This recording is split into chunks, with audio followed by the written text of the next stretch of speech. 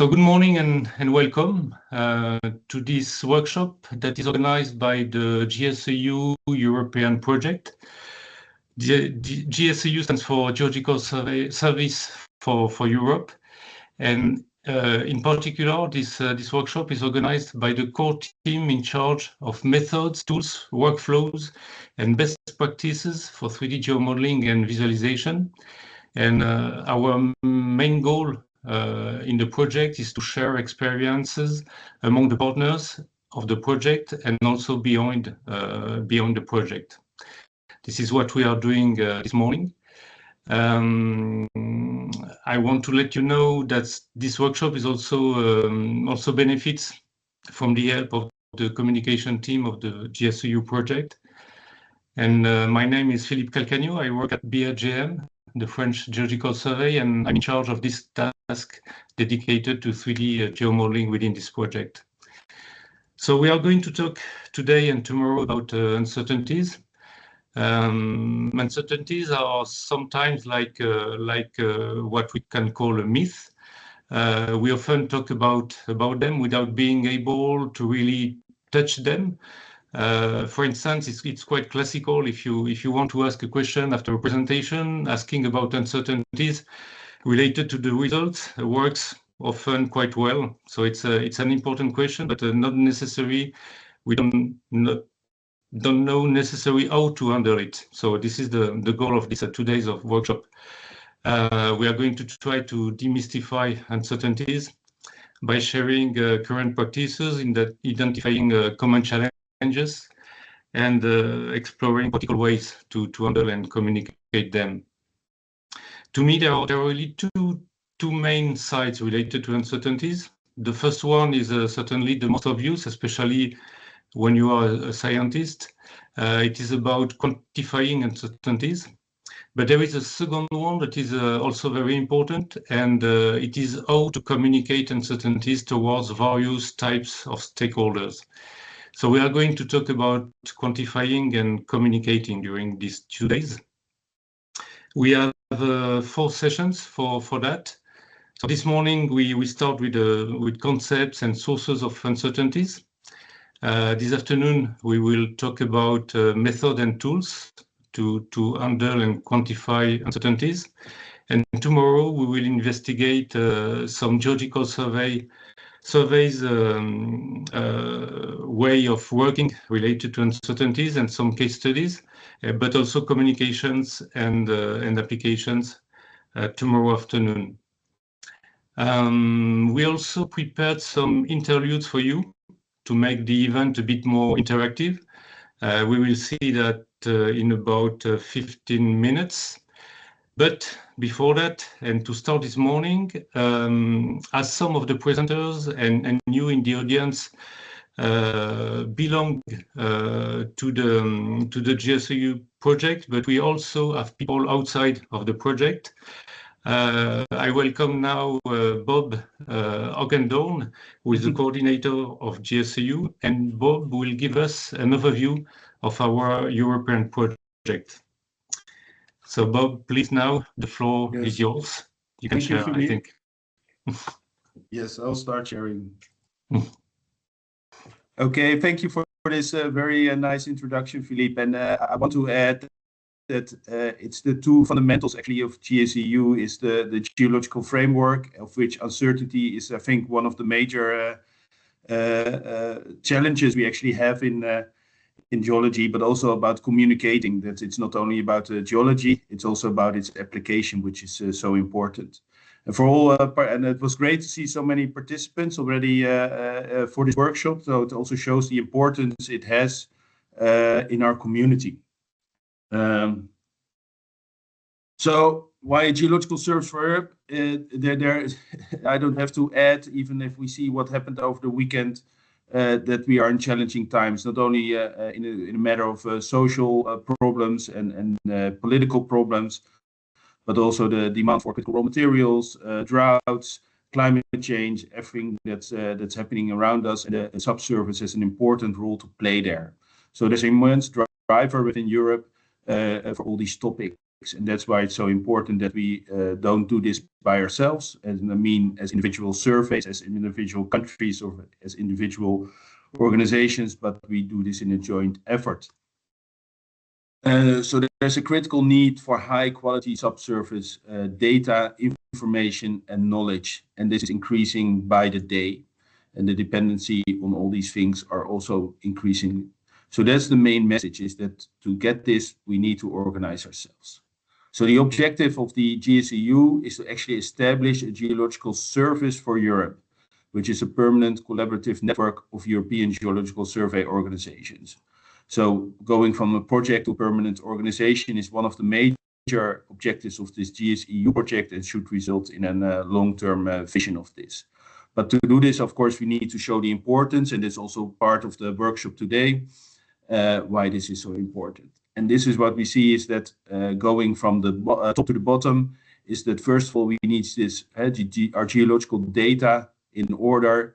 We need to have a proper framework in which we can communicate as professionals, and also show the application, and then we go to the impacts, and at the end also to get the decisions to the policymakers. So there's a lot of steps there to take, and like Philippe already said, we have to start at the base, which is at the top here, but work towards the bottom and make sure that we can communicate about it, and make sure that we also can make it clear what we mean and what you can do and cannot do with the information and the knowledge that we present to our stakeholders. Past, present, future. This is actually an overview. So this wasn't started yesterday. Already in 2010, the first frameworks were set up, of course, programs in the EGDI, which is still very much a part of the GSEU today.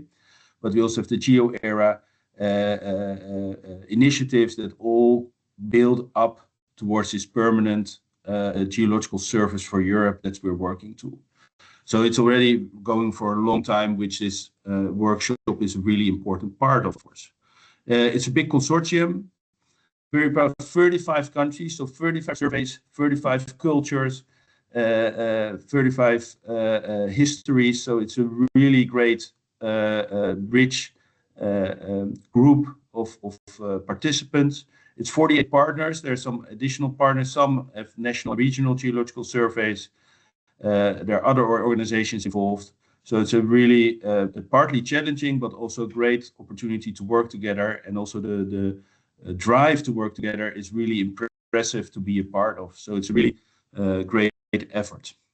Project coordinator, not very important to mention, is the EuroGeoSurveys, which is also already the collaborative platform in which the geological surveys work together.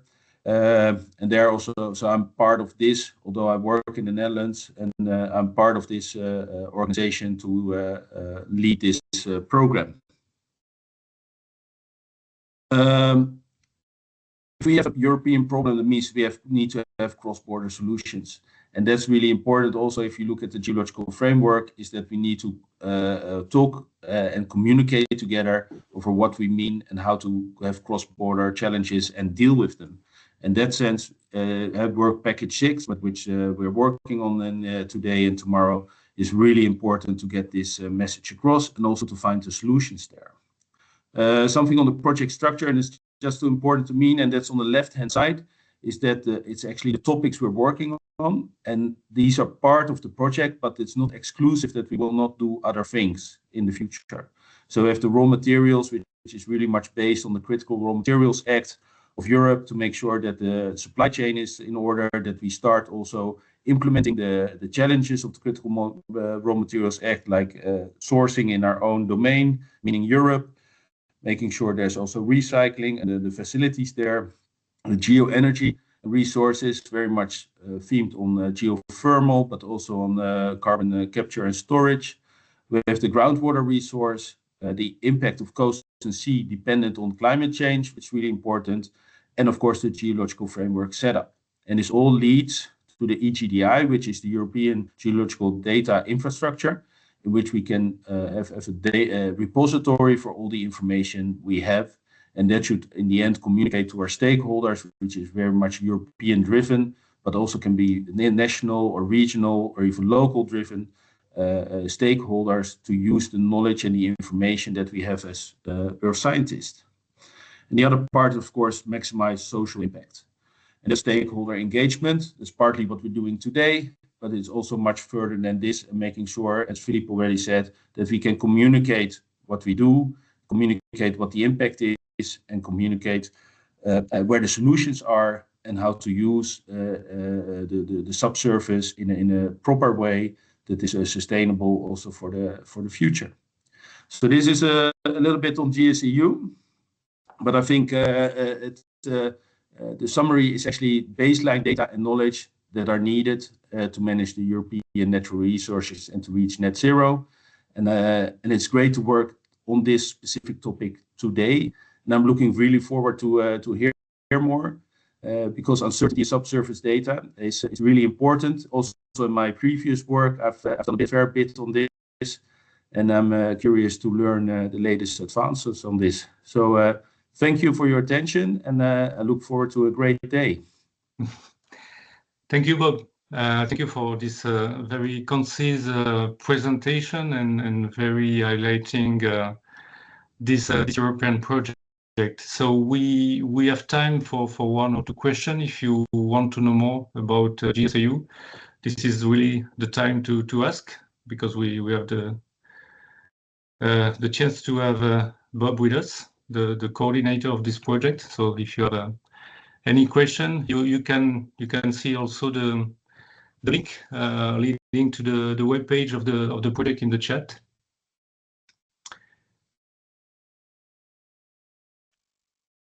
I think you can activate your microphone if you have any question, or if you prefer to ask in the chat. Yeah. I think that your presentation was really clear, Bob. Thank you, Philippe. So I can understand. It's Monday morning. It's early, so it's I can see it as a warm up, and do note I'll be here all morning. And like I said, because also have a personal interest. So if there's still questions, let me know, and I'll make sure I'll ask the first question for the next presenter. Yeah, I think you will have the first question, Florian. Raise yeah, it. So Florian, please. I have a question to start with. Oh yeah, but yeah, I saw a question. Is that indeed Francesco Pizzicolo? He was the previous coordinator. I took over February 1st. So the last 20 months of the project I will lead, and I look really much forward to doing this. And it's a huge challenge. And Francesco is going to do different projects, and he needed a different challenge, to say so. Yeah, thank you for that clarification. So you are the very brand new coordinator of the project. So yeah, we have a question from Florian. Florian, please. Yeah, thanks a lot. I was just wondering, the organization of GSEU, so you have these basically subtasks to look at things like uncertainties and modeling tools and so on. So this is meant as a kind of cross-European initiative to also decide on, I know, software and things like that. I would almost say that it's a question for you, Philippe. Yeah, okay. Yes, absolutely. There are various tasks, of course, work package and so on. It's a classical European project, and one of these tasks is dealing with 3D geomodeling, especially to, as I said in my introduction, especially to share experiences, best practices, and to go forward and towards as much as possible open source solutions. And talking about uncertainties is for sure one of the aspects of this task. It's not the only one. I remember you also participated a bit more than a year ago in another workshop we organized about still in this task and in this project about geomodeling tools. Mm-hmm. So yeah, absolutely. Yeah, this is the point. So for now we try to gather geological surveys around this initiative. We are not yet at the stage of I would say choosing or having preferences for tools and so on, but we are talking about our own experiences, how we deal with the challenge we face, and after all these discussions and so on, we try to converge when it's possible to common solutions. Yeah. Thanks. So do you also plan at some stage an in-person workshop or something? So we organize in-person meeting, but for the World Work Package dealing with geology within GSEU. This one is mainly at the level of the project, and we organize for also outside the project this kind of workshops. Yeah. Okay. So once again, if you have other question for Bob, feel free to ask in the chat, and we will come back to you. So now it's time. As I said in the introduction, this workshop is organized in collaboration with the communication team of the GSEU project. So it's time now to welcome Daniel Marco, who is from EuroGeoSurveys as Bob, and Daniel will manage the interludes of each sessions. So Daniel, please, it's time now to tell us more about these interludes. Yes, thank you, Philippe. Good morning, everyone. I am Daniel Marco, Junior Administrative Officer at EuroGeoSurveys. I'll be leading and moderating the interactive Mentimeter parts during these 2 days of the webinar. So let me share my screen for this.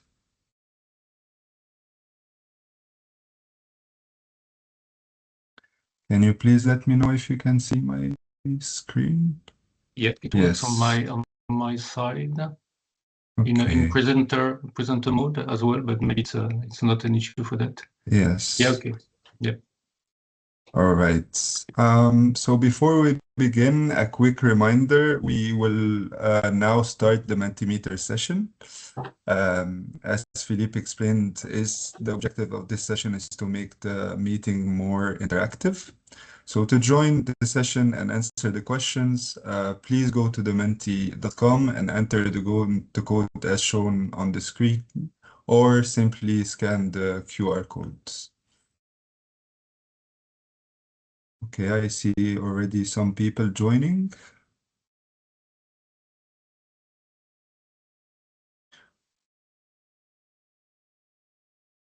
Once you are connected, please tap on the next button to start answering the questions.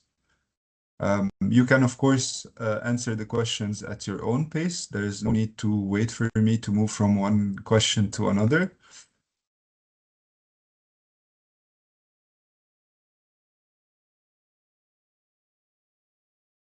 So we would like to get to know you a bit better. So the next 5 questions are the same across all sessions. If you are attending multiple sessions, only your first response will be recorded.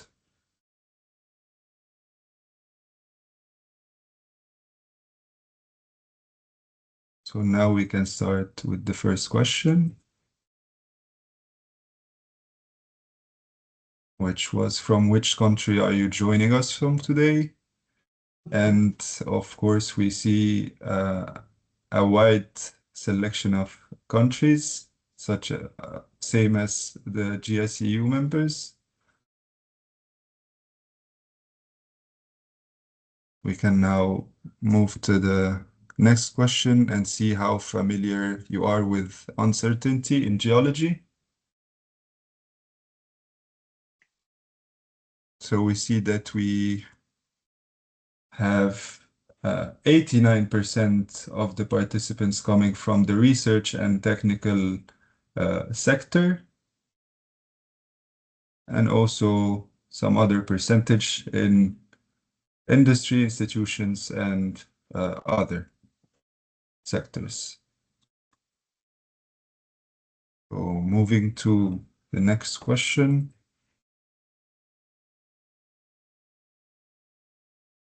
Which is, how familiar are you with uncertainty in geology?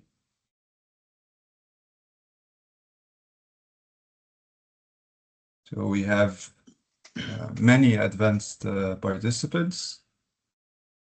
that regularly work with uncertainty in 3D geomodels and maps. We also have other participants that are intermediate, some others that are basic, that they have basic knowledge, and a few that are beginners. So moving to the next question, let's now understand your expectations from this session.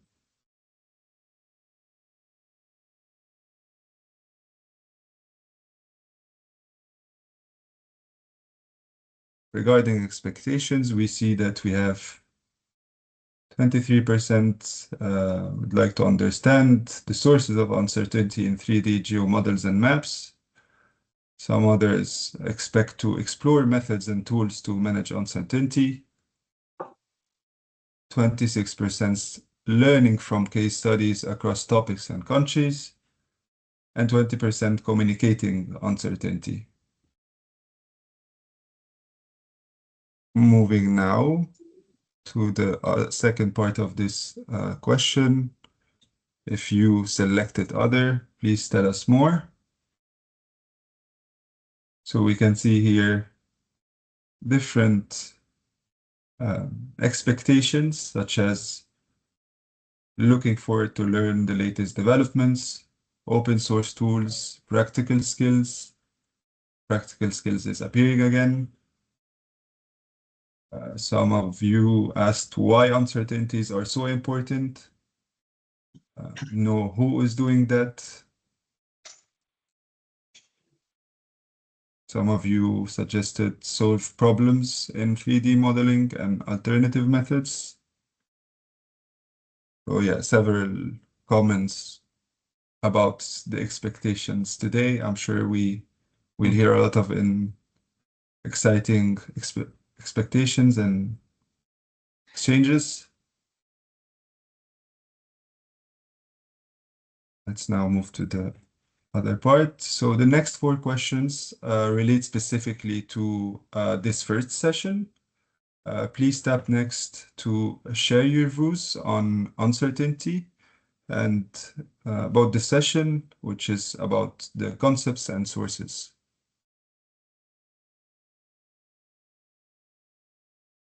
So the first question was about, in 1 or 2 words, what is the most important type of uncertainty in 3D geological model?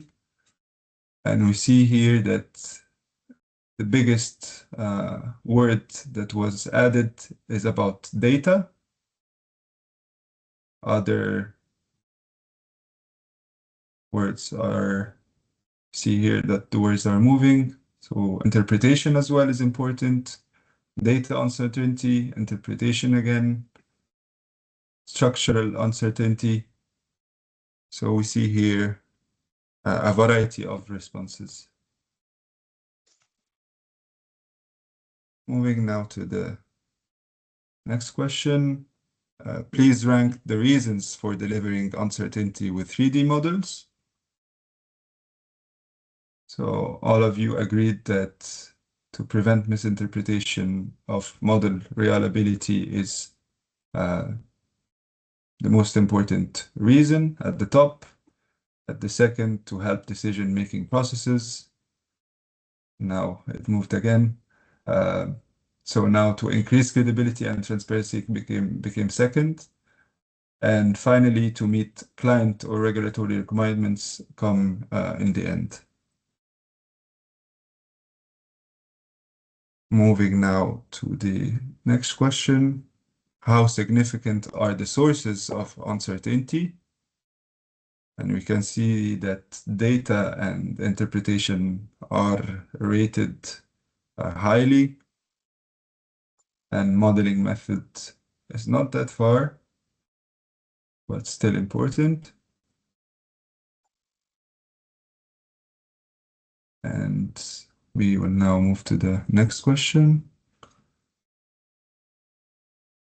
So here we would like to know your opinion about what distinguishes uncertainty from ignorance. So I see a variety of answers. such as aleatory versus epistemic, experience, ignorant doesn't take uncertainty into account, unbiased, understanding the problem, sources, impacts, a wide range of views on what distinguishes uncertainty from ignorance. So that was it for this first session of the interlude. Thank you for your input in this session. And I'm sure that your responses will help us frame the discussion on concepts and sources of uncertainty. So I will now stop sharing my screen and give the floor back to Philippe. Thank you. Thank you, Daniel. Yeah, it's very interesting and very good to see that I think we had like 70% of the participants today to this meeting participating in the Menti. So it's a quite large amount. So it will be very interesting to look at the detailed answers afterwards regarding uncertainties. Okay, so the plan is to have this kind of interlude in each session. So the next one this afternoon, dedicated to the specific topic of the afternoon session.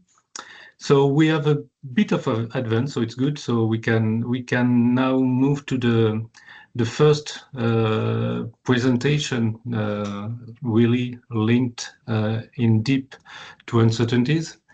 I think that Florian, you can now share your screen. So this presentation is from Florian Wellmann from Aachen University, and Florian will tell us about open tools and open questions regarding uncertainty quantification. Please, Florian. Can you already see this slide? Yes. Yeah. Okay, yes. wonderful. Good. Okay. Good. So yes, great. Thanks a lot, Philippe, and everyone, of course, for attending and the introduction. And Bob already set the scene very nicely in a funnel form, which will also come in my presentation in a second. So when I saw the topic of the workshop, I've been thinking a bit about which aspects are relevant to discuss here, and it's a bit of a mix, I have to say, of topics that I'm going to present on uncertainty quantification, but also sensitivity analyses, and really for the task of decisions, because I think this is something which is relevant, which we've also seen in the introduction of Bob just before. Just one slide. I'm sure we're going to see this slide a couple of times, maybe today. Here, this question, what do we actually talk about when we talk about structural uncertainties? I guess many of you know this work by, for example, Claire Bond and colleagues. And there's been some subsequent work looking at similar aspects, mostly into interpretation uncertainty. And I find this quite insightful. This is one example of their work where they looked at uncertainties in interpretations from borehole data and also partly seismic data. So what they did, they created these synthetic images and then subtracted basically borehole information and gave this to a range of people interpreting this data. And then they took the results and plotted them above each other. And as you can probably envisage, we have some parts where we have a lot of information on the left side in this image here, on the right, not so much. And if we look now at the generated interpretations here, so the structural interfaces, this is of course reflected in the range of uncertainty that we see. So this is, as I said, I think this is quite insightful because it shows us really about the many aspects that come together when we look at uncertainties. And this is in the interpretation side here related to, of course, the knowledge experience of the people doing the interpretation, the complexity of the setting, data density, and so on. And in the end, all of this enters, of course, into the geological models that we create. So these are here, I think, 19 interpretations, and we see significant uncertainties. And in many cases, we can argue that we actually have a lot less data, maybe legacy data sets, especially many people working in geological surveys are faced with this task of partly legacy data that has to be used, of course, and maybe also higher complexity. So the question is really, you know, where do they all come from and what is the effect of these uncertainties on geological models? And I'm going to touch only a small part of it. This is a bit trying to capture these different aspects of uncertainty. Well, I framed this here, the decision funnel. We've seen the funnel actually in Bob's talk just before with the same conclusion at the base. I'm looking at this more from a, let's say, model theoretic framework.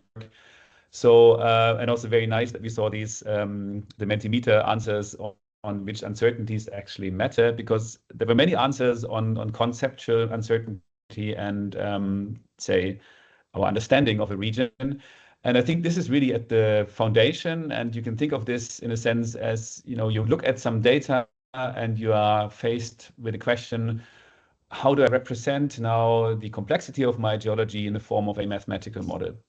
Because this is in the essence, of course, what geological modeling is then about. And there are many decisions that are made on this step already, you know, starting from the way in which you try to separate different aspects. What is really relevant for your task? For example, do you look at, I don't know, hydrostratigraphic settings, or do you look at deep crustal models? Then you need to decide on the complexity of the interpolation function. Do you need to consider discontinuities, faults, and so on or not? And many, many steps enter in here. And this is in the end leading to the decision of the, in a sense, the modeling method that you are using, or it should be at least. And then the next step is, of course, to ask about the structure of this model. So then you can think of, you know, now we decided on the type of the model. And now we want to see how we parameterize this model. So how do we define the structure? So in a sense, for example, how many interfaces do we consider in the interpolation? How many faults do we consider, and so on? Once we have this defined, we can actually go to what I frame here as parametric uncertainty. So this is the question of, you know, how do the parameters of your model how uncertain are the parameters of your model? And what I mean here are actually two conceptual aspects. And the first one are the parameters of the interpolation function. Think if you have a geostatistical interpolation, you can think of the kriging parameters, or in RBF, the parameters of your interpolation function, and so on. But also the point that enters here is the uncertainty of the input points, because these are also parameters of the model. This is an aspect that we've been working very intensely on, and a lot of my talk will be on these types of uncertainties. But in the end, of course, there's also the question of the decision space. And I think this was, you know, really shown nicely also in the funnel that Bob showed.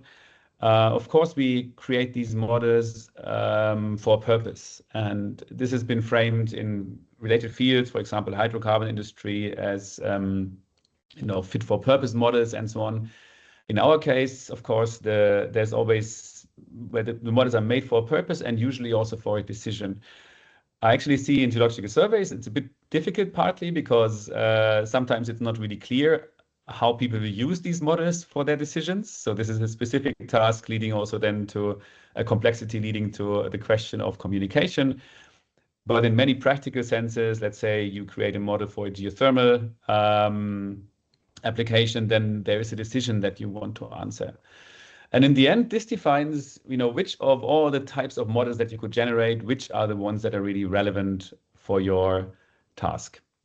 So how do we consider these uncertainties? As I just said, so I mean, position of data points, just here to show how we can deal with this. We have uncertainties in the modeled interface, for example. So, you know, you can think of this as the uncertainty, the first one, the uncertainty of the input points, the second one, the uncertainty between these points, and then also things like the position and number of faults. And all of these, I think this is important here, all of these can be considered in stochastic modeling frameworks, as I'll show in a minute, whereas the aspect of conceptual uncertainty is a lot more difficult to capture, and I'll get back to this a bit at the end of the talk. In this talk, all of that I'm showing, or most of it at least, will be dealing with the uncertainty of input points and multiple realizations that we can generate on this basis. So this is a fairly old slide, but just to show, what do we do in practice when we deal with these uncertainties. Many talks that we'll see today and also tomorrow are using some form of the workflow that I'm showing here in some way. So common stochastic statistical simulation tools. What does this mean? We start with defining our input information. So we may have input points, orientations. We construct maybe an initial 3D geological model, but we also define uncertainties on the parameters, which are here our input points. And then we basically use a simulation engine to draw samples from these distributions, generate multiple input data sets. From these input sets, generate multiple realizations, and finally visualize and analyze the uncertainties. And what we get then, so this is just shown as a cross-section view, instead of just getting one model, which would be one of these interfaces here, we generate an ensemble of possible model realizations. And the big hope is, of course, that we then somehow represent with the ensemble of these models the range of uncertainties that we would have expected from multiple interpretations. Now, this is really a question if this is comparable or not. And I'll leave this maybe for discussion later. There have been some studies. It's very difficult to answer this question, as you can imagine. And I think it's also important to realize here, maybe as a small intermediate point, that all of these uncertainties that the uncertainty workflows that we use, they are also models. And as each model, they also have assumptions and they also have uncertainties in a sense. So it's very important to keep in mind that all of the predictions of uncertainty, quantifications, and so on, they all depend on our assumptions in the model of uncertainties that we use. There have been some comparisons to real data sets in the end, but I think this is still a bit in its infancy. So what can we do now? We generate these models. Now, this is just a little bit of a movie. It's Monday morning, so just to get a bit of your attention here. Oops, sorry, I'm losing here my presentation. What we see here is we now draw realizations from these points and we generate models. And you see, of course, if we increase the uncertainty, the models become increasingly more variable until they get pretty intense here. And this is really only as a purpose of illustration, because of course here there are many things missing, as I will show you in a minute. And we can also do this in 3D. This is just a bit of maybe adding to the question of uncertainty, visualization and communication. This is only a mock-up model. It's using our tools, so GemPy at the base and then Blender for visualizations, but just meant to show you a bit how we can visualize how we morph basically between multiple possible realizations of geological models. Okay, so yes, uncertainty communication and visualization an aspect. Bob mentioned this as well, and Philippe before already. This is really a difficult task in the end, because where people are not so used to thinking about uncertainties, maybe in geological models. What I always like to point out, in a sense, I think there is some hope, because when you think of weather forecasts, some decades ago or years, more years ago, it was kind of normal to get the weather prediction for the next day, like, okay, tomorrow the sun is shining or it's raining. And today we are now all seeing and expecting actually probabilities. So we now want to know what is the probability of sunshine tomorrow, and we get this in all our nice weather apps and so on. So we're getting more and more used to treating and understanding and interpreting uncertainties. A bit of a hope for me that this will also transfer into communication of results, for example, from geological models. Okay, but let me continue. This is now very conceptual, this slide, but I wanted to show you a bit what we do conceptually when we do these forward simulations. So we have a set of input parameters, and they may be any of the parameters of our mathematical models. We generate these input sets, we perform model runs, we generate a range of outputs. And then there's one thing happening, which is sometimes, I'm not sure, it's not really, not always clearly communicated. But from these outputs, we define what we can call quantities of interest, here QOIs. And the QOIs, these quantities of interest, actually capture what is relevant for us. And this could be anything from, I don't know, the position of an interface at a certain location, or the thickness of a rock unit in the subsurface, maybe if you look at a geothermal reservoir or nuclear waste storage. It could also be the quantity of interest, could also be the cumulated uncertainty in a certain region. But all the things that we do, so all uncertainty quantifications and sensitivity analyses that I show in the following, they all depend on the definition of a quantity of interest. And so I think it's really important to also communicate this clearly. And what we do, if we do our the workflow I've shown now, we basically end up, instead of a single quantity of interest or a single point estimate for one or multiple quantities of interest, we end up with a distribution here shown with a histogram of outputs. Okay, so this is nice, but then, of course, as you've seen before, when I showed these wiggling lines of the interfaces, things can actually go wrong. And you may look at some of these models and think, well, you know, this does not really look anymore like a reasonable realization for the region that I'm looking at here. And this, of course, happens because we have a stochastic engine, and this engine is, in a sense, you know, ignorant of many aspects of reality. So what we hope is, of course, you know, you see here these points, and we randomly choose a new model, select a new model. What we expect is that we get something which is shown here on the bottom left. So, you know, slightly different dip in the layer, different dip in the fault, but kind of looks like a small variation of the initial model that we had above.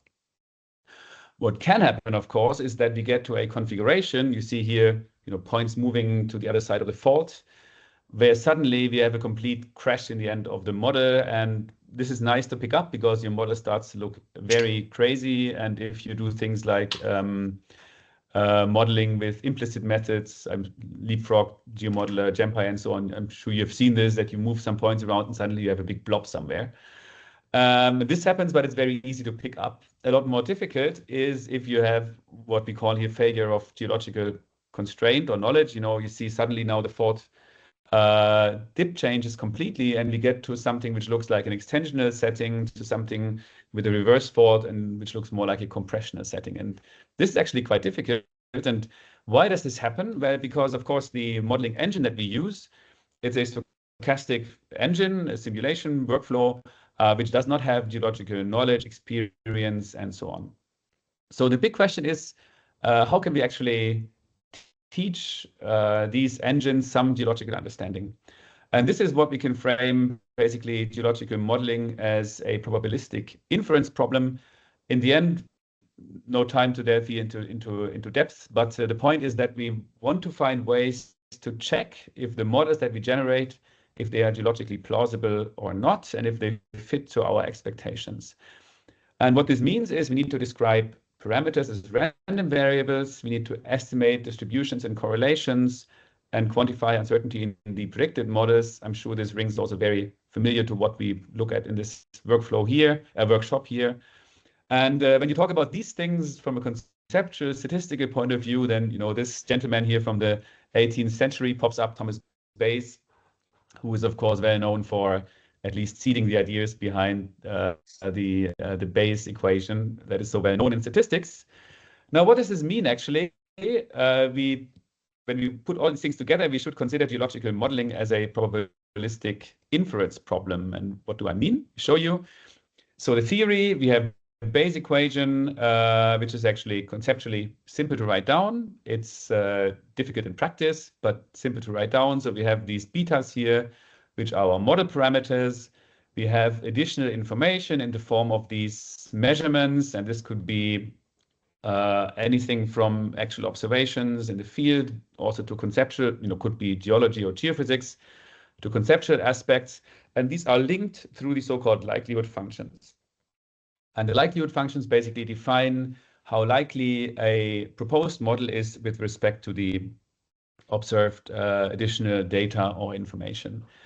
And as I said, this is easy to write down. I can also show this. There's also this path where you can show this a bit more conceptually. I probably leave this out in the interest of time.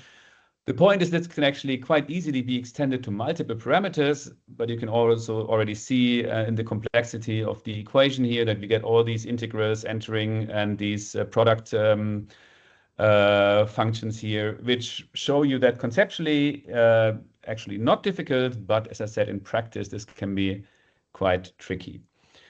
Let me show you how this works in a kind of schematic example here. This is from publication and PhD of Miguel de la Varga. On the left side, so we have interfaces. We have this blue interface and we have this green interface. And now we parameterize the uncertainty basically with these distributions. And now if we generate multiple realizations, we see how, how we get different geological models in the end, very simple 1D kind of models here.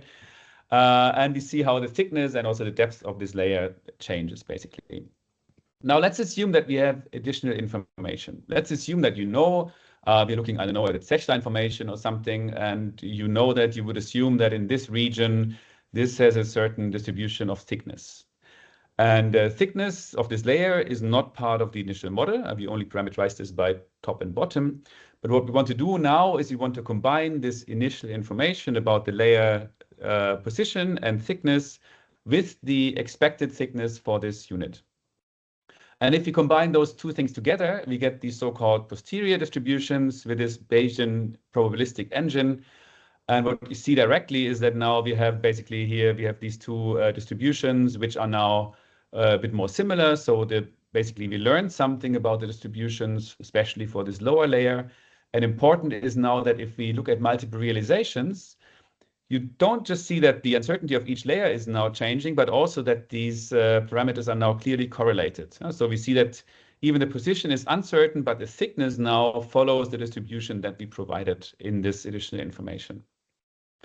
What this means in statistical terms is that we learned something about the correlation of parameters from prior to posterior. And basically, so we trained our model, you can think of this as a machine learning. In a machine learning sense, we trained our model additional information. And so small side note, there are lots of these likelihood functions that you could think of in practice.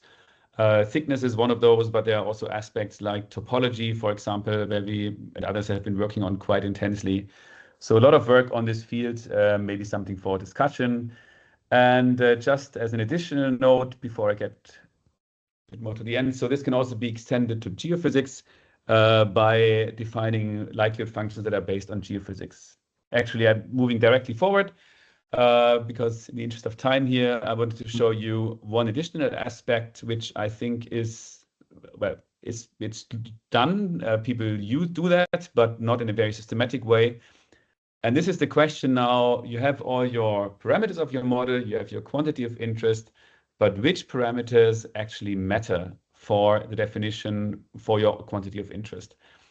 And what I'm showing here is a very simple linear interpolation. So, the simplest possible geological model you can think of maybe.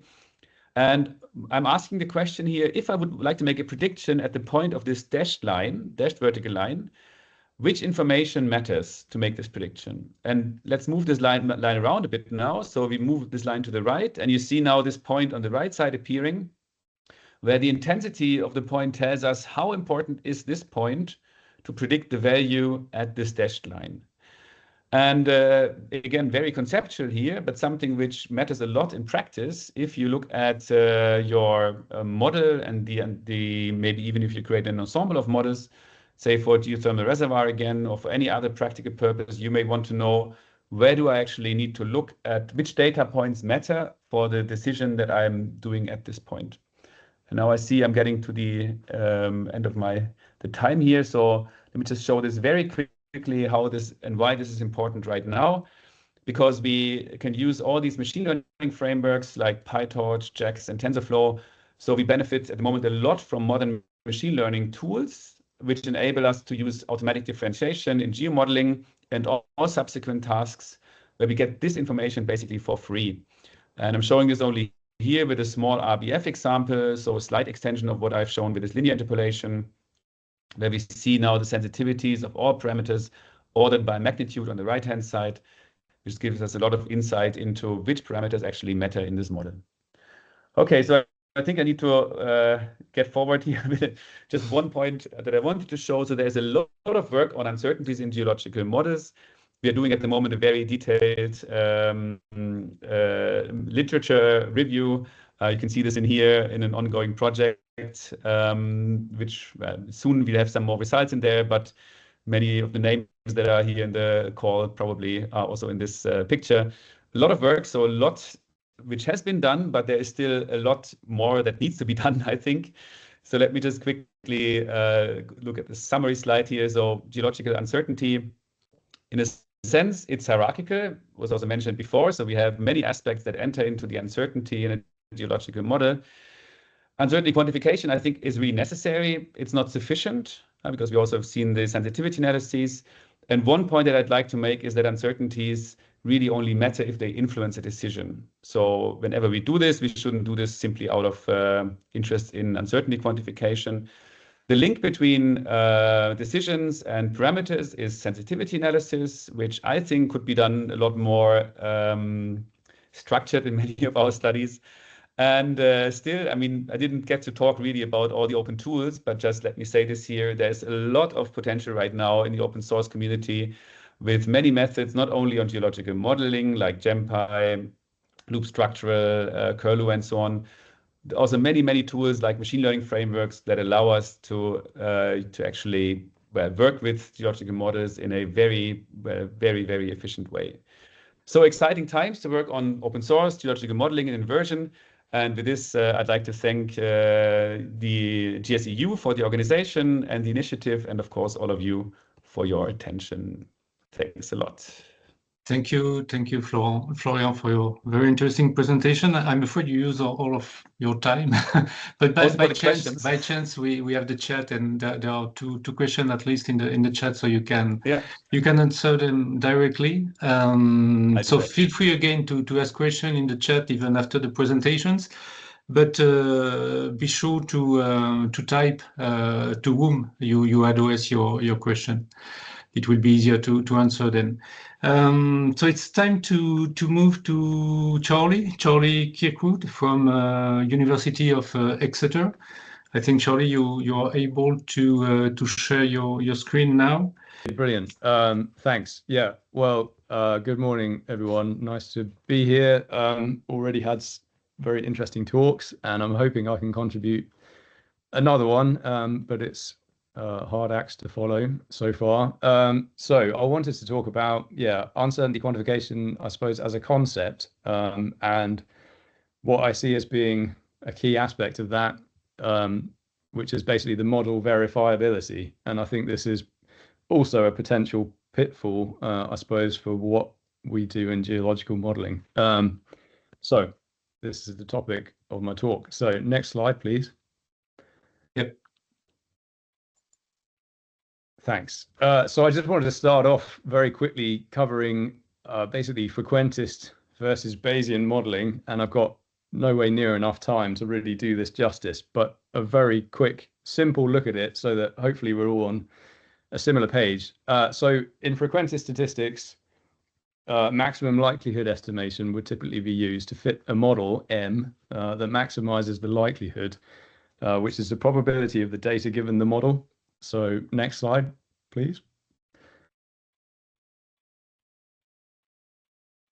Great. So you can see here we've got essentially a model now fitted to the data using maximum likelihood estimation. So in a kind of optimization process, the model has adapted itself to be a good fit to the data, basically. And we've got these data points on the plot, and the likelihood basically is the product of their individual probabilities with respect to the model. So basically, what's the probability mass where those points lie? Next slide, please.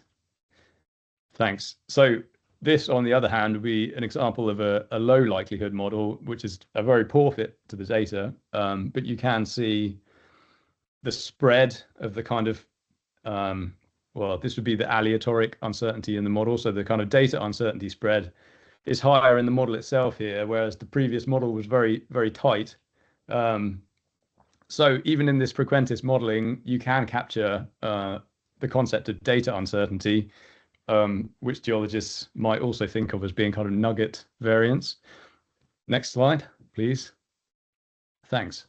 But okay, it's also worth realizing that with a finite number of observations, basically there's always going to be multiple models that you could fit to the same data that might have essentially equal likelihood. So you might have loads of different high likelihood models. So then how should we quantify our belief in those? And I think this is kind of the heart of uncertainty quantification, or at least of kind of model uncertainty quantification, being all about how you select, or not select, but how you kind of entertain a distribution over models. So Bayesian inference provides a framework for quantifying uncertainty by enabling the modeling of a distribution over models, which would be called the posterior distribution, or the probability of the model given the data. Next slide, please. So Bayes' rule, which we've already had a great introduction to from Florian. So this is really the essence of Bayesian uncertainty quantification. And Bayes' rule then, it tells us that the posterior probability of a model, so P of model given data, is proportional to its likelihood, so the P of data given the model, multiplied by our prior belief in that model, which is the P of the model. So this incorporation of the prior belief enables models that we believe to be sensible to be favored over models that we believe to be nonsensical. So it's a way of kind of plugging in expert knowledge into the modeling process. So you can imagine if you might have a model that you're really certain that you believe in, so you would give it P of model 1, and then its posterior probability would then be, it would simply be its likelihood, in fact, in that instance. Whereas on the other hand, if you had a model that you really didn't have much faith in, you might give it P of 0.1, and then its posterior probability would be 0.1 times its likelihood. So it's a way of refining our belief about a model, or our belief about what model could best represent the data or the system. Next slide, please. Yeah, so a key thing here is that likelihood is key to both frequentist modeling and Bayesian modeling for uncertainty quantification. So we're going to kind of focus on, the importance of likelihood. And I see this being more or less synonymous with verifiability, because likelihood is a kind of probabilistic way of verifying a model. Okay, next slide, please. So the concept of likelihood in geological modeling, which, as a reminder, this is P of data given the model, and we could think of this as being, what's the probability that we would see the geological observations that we see if the geological scenario depicted by the model were true? So if we've created a model or a map, if we take that model or map, imagine that it's the truth, then how likely would all these observations that we have be to have been generated by that truth? Next slide, please. Thanks. So a geological model or map traditionally outputs a collection of discrete classes representing different rock types.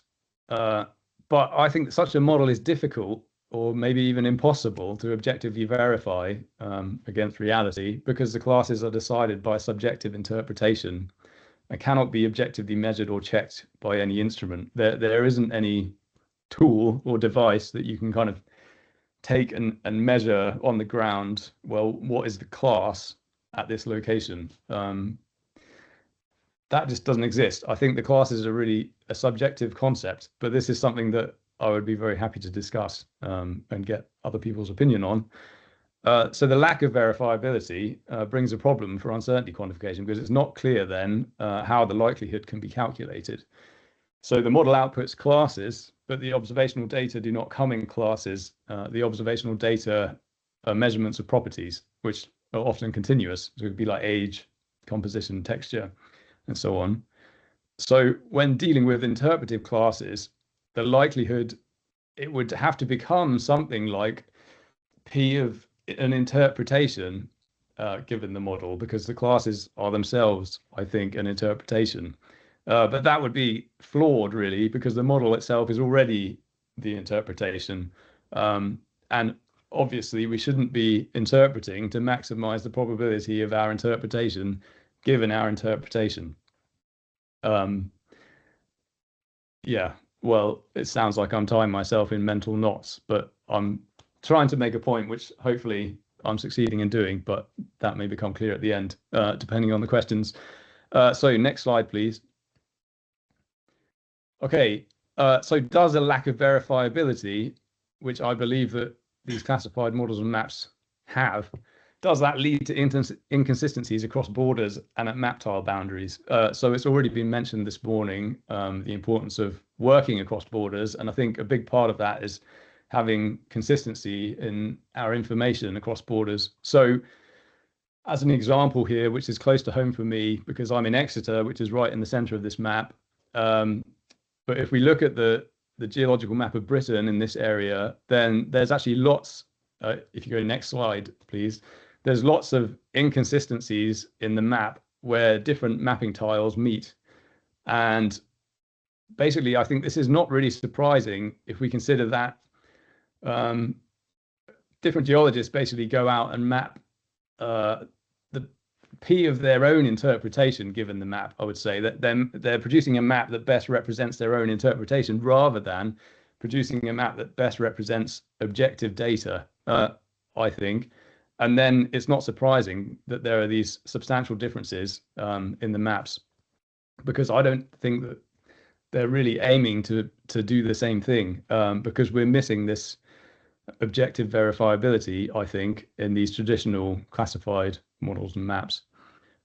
So overcoming such hurdles in the maximum likelihood setting, i.e. for a single best map, like these traditional maps of a country, ought to be easier than in the Bayesian UQ setting, because clearly a single best map is just one map, whereas in uncertainty quantification, we basically need to be simulating kind of infinitely many maps. So, but the Bayesian UQ setting does have an advantage, though, in that it forces us to think computationally. So therefore, maybe it forces us to break out of a kind of potentially older system that may have some imperfections, but it benefits to acknowledge those imperfections in order to make progress, I suppose. So next slide, please. So achieving verifiable geological models with cleanly defined likelihoods. Well, I think that classification-based geological models are difficult to verify or calculate a likelihood for because the classes are subjectively interpreted and not objectively measurable. But these classes are based on objectively measurable geological properties such as age, composition, texture, and more. So designing our geological models to output predictions of objectively measurable geological properties rather than subjectively interpreted geological classes would make these models objectively verifiable and enable model likelihoods to be calculated. So this opens the door to uncertainty quantification by Bayesian inference and makes it possible to develop probabilistic geological models that are well calibrated with respect to reality. And I think that this can potentially greatly improve utility. Florian was already talking about all of this only really matters when it comes to making decisions. And it's through those decisions that I guess we achieve the utility of the map. And I think, yeah, having good uncertainty quantification and well-calibrated uncertainty quantification can definitely improve our decision making and therefore make our maps a lot more useful, I think. So you can flick through the next 5 slides or so, and you can go forward and backwards if you want, Philippe, thanks. And you'll see that here we've got different simulated maps coming from the posterior distribution that we've learned, and all of those maps were maps of chemical composition, color-coded red, green, and blue for potassium, iron, and calcium. Anyway, you might have seen me present this stuff before, but this is just a quick demo of, yeah, this kind of conceptual way of thinking about uncertainty quantification for modeling of objectively measurable geological properties. So next slide, please, which I think may be the last one. So to summarize, the likelihood P of data given model is key to Bayesian modeling and frequentist modeling too. Bayesian modeling is the backbone of uncertainty quantification, and traditional classification-based geological models and maps make it difficult to calculate likelihood. I would say maybe someone wants to prove me wrong on this, because they output subjective classes, but there's no way to objectively measure such classes on the ground. So split off from that, I think you could say that it'd be reasonable to split geological modeling and mapping into actually two separate model phases, where the first one would be the modeling of objectively measurable properties, where it's easy to calculate a likelihood and to see how good the map is and to do this uncertainty quantification. And then you have a separate modeling phase, which would be then translating these predictions of objectively measurable geological properties into the classes that we're used to seeing. But I think our traditional workflows, and it may be that we're not all doing traditional workflows anymore anyway, but the traditional workflow of directly creating a classified map seems to me to conflate those two components. Basically, we're making classes, but because we can't measure classes in the field, there is no way of really clearly defining a likelihood or verifying those maps.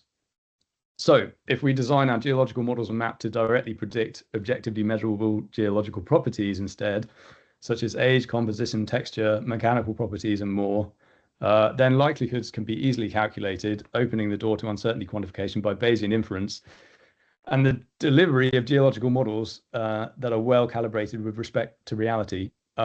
So next slide, please, is basically a thank you slide, and to draw your attention to an upcoming conference that I think is going to be great, and I recommend that we all go to. So this year, Suzanne Atkins at TNO, with colleagues from TNO, is organising the second AI for Geological Modelling and Mapping conference, which is taking place in Utrecht on the 2nd and 3rd of June. So yeah, I highly recommend going to that. And another quick pitch too for an upcoming Geological Society of London special publication on geological modelling and mapping in the age of AI, which is a sort of a big community effort that's being co-edited by me, Florian, Christina Ash, Mark Lindsay, Mike Hillier, and Guillaume Cormon, all of whom you may know. And there's still time to submit work to that. If you've got something in the pipeline you'd like to have included, please get in touch, because this will basically end up being a kind of a showcase of everything that's going on at the intersection of AI and geological modeling and mapping, and that can include uncertainty quantification. Well, it will include uncertainty quantification. Okay, so that's me done, and I hope I didn't overrun too much. I think I started at 9, so hopefully not. But equally, if we want to go straight to a break, I don't mind. Anyway, thanks for listening. Thank you, Charlie. We have some question in the chat, some remark and question. I just pick one, and then you will be able to answer to the rest maybe. Okay. One of the question from Steve is why is there a likelihood for a model? Because each model will have different likelihoods in different locations. Maybe yeah, you missed something. Yeah.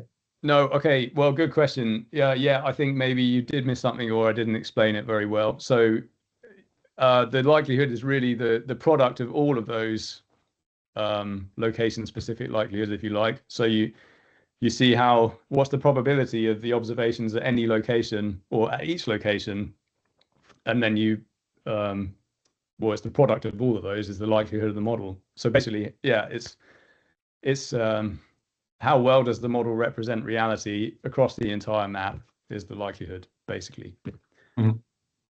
Okay, thank you for the clarification.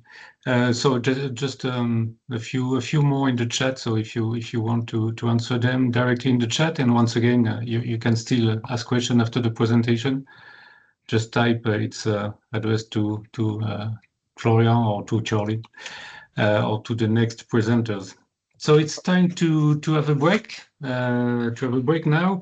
And I propose to you to meet again as scheduled in the program at 35, so in more or less 15 minutes. See you then. Okay, so The next speaker is Jérémy Rohmer from BRGM. And Jérémy is going to talk us about other sources or sources of uncertainties towards a better understanding, of course. And it was done during a practical experience that Jérémy is going to present to us. Jérémy, please. Thank you, Philippe. Good morning, everyone. In this presentation, I would like to grasp better the concept of uncertainties when the analysis is done not only with geological data, but also with multiple types of other data, geophysical data. What I mean by that is using seismic, gravimetry, electric, and so on. And this is something we addressed with a lot of colleagues. The list is long of the co-authors. We addressed this problem through a blind interpretation exercise. So this is what I would like to present today.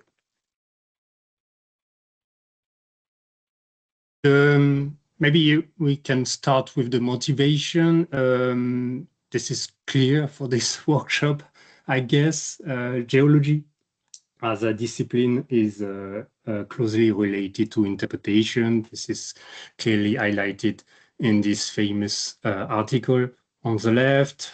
On the right, you even find some joke on the internet where the term wizard, magi is underlined for geologists. This is clearly this problem of, I would say, of interpretation is closely related to the subjective uncertainty that Florian also underlined in his presentation. And this was extensively discussed, investigated by Claire Bond in her article, for instance, 2015, where you can see three different, if you see my pointer, three different conceptual models, three different interpretations. This problem of subjective uncertainty was also highlighted and discussed by our former colleague, Gabriel Couriot. What you see on the right is the result of multiple geological models which were constructed year after year during multiple training sessions or multiple groups of experts, I would say, in the broad sense. They focus on a single site in south of France, Alès, and what you see is the spread of all those geological models done with approximately the same data. And finally, I would like also to underline some other exercise done in Norway, where they try to compare the different results for interpretation of seismic data. The common aspect of all those studies is that they focus pretty much on in a broad sense on a single type of data, seismic for the last one that I mentioned, and but in operation, in practice, geologists are using a lot of different data, geological data, of course, but also multiple geophysical data, seismic, electric, gravimetry, and so on. So the question we ask is, what is the impact of the different types of uncertainty of these different types of data on the final interpretation for the construction of the geological model? And this is something that we would try to address through a blind interpretation exercise that we conducted at BRGM.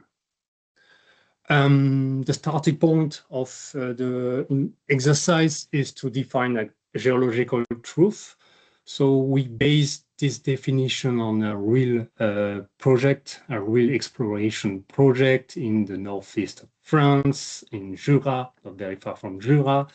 This is a real project targeting the deep Permian sedimentary basin from a simplification of the geological model that you see on the left of my slide. We extracted two cross sections, and those cross sections will be the target of the interpreters. Of course, we do not provide the interpreters those truth, but this is what they have to target.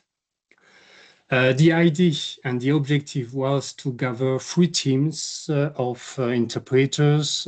Each team is composed of geologists and geophysicists. So we try to pair the competencies, and we ask them to identify the structural traps, the geometry, characterize the geometry, and also to identify the potential migration pathway for 2 cross sections, and they should base their interpretation on a series of documents. So the primary document is, of course, the geological map, a simplification, a simplified version of the region. This is what you see there. We also provided a borehole with stratigraphy, which is located there, highlighted in yellow. We provided gravimetry data, here the Bouguer anomaly. So this is the map of the Bouguer anomaly. And we also provided some profiles along the cross section. This is what you see in blue. And just to mention, these geophysical data were constructed from the ground truth, from the geological ground truth. So it is based on a forward model used by the colleague who did the gravimetry modeling, and he also added some noise to mimic some problem or some uncertainty in the processing of those data. This is something that I will also discuss later. The second types of geophysical data that we provided is the 2 cross-section of electrical resistivity from the processing of magnetotelluric surveys. This is what you see there. Here we did not added any noise.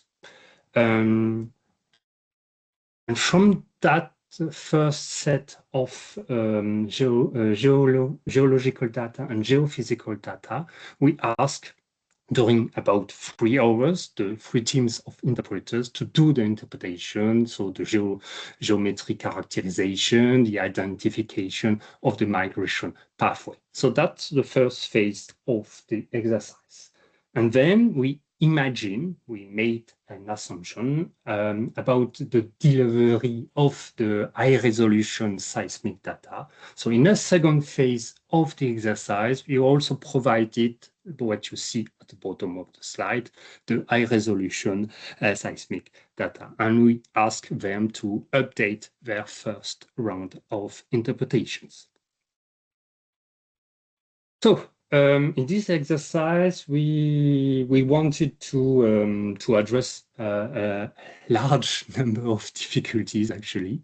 The first type of difficulties related to the data itself. We added some noise. This is what I mentioned before with gravimetry, but we also added some noise in the seismic data and the electric data. We also added what we call model uncertainty in the processing. We added some misspecification, realistic misspecification in the processing. And as part of the difficulty, the resolution of the data are quite different. This is clearly highlighted with the electric data. The second type of difficulty is related to the exercise itself. We ask the 3 teams to work with a time constraint, not more than 6 hours, which is quite challenging, I guess. We ask them to have a good vision of the 3D problem of the site, and we also made some representation format of the data, for instance, the color scales, and this is also a source of difficulty. This is what we will see later. And finally, the last type of difficulty is related to human interpretation by nature, I would say, because we gathered colleagues with their own past experiences, their own practices, including their tools. We didn't impose any tools to do the analysis. And they also have their own bias, I would say, on understanding, perception of the problem, which may impact, somehow influence the final result of the interpretation. So this is what we will see later on. I will try to illustrate those problems now. So today presentation are focused on the red aspect that I will describe now. So first of all, I would like to illustrate the problem of noise. As I mentioned, we use the Bouguer anomaly, so gravimetry data. The geophysicist added some noise, high level of noise. This is what is written on the left of my slide to mimic somehow the processing of very old measurements. And what you see on the right of my slide is the interpretation of the two teams in terms of identification of the different faults, small scale fault, but also the big structure on the site.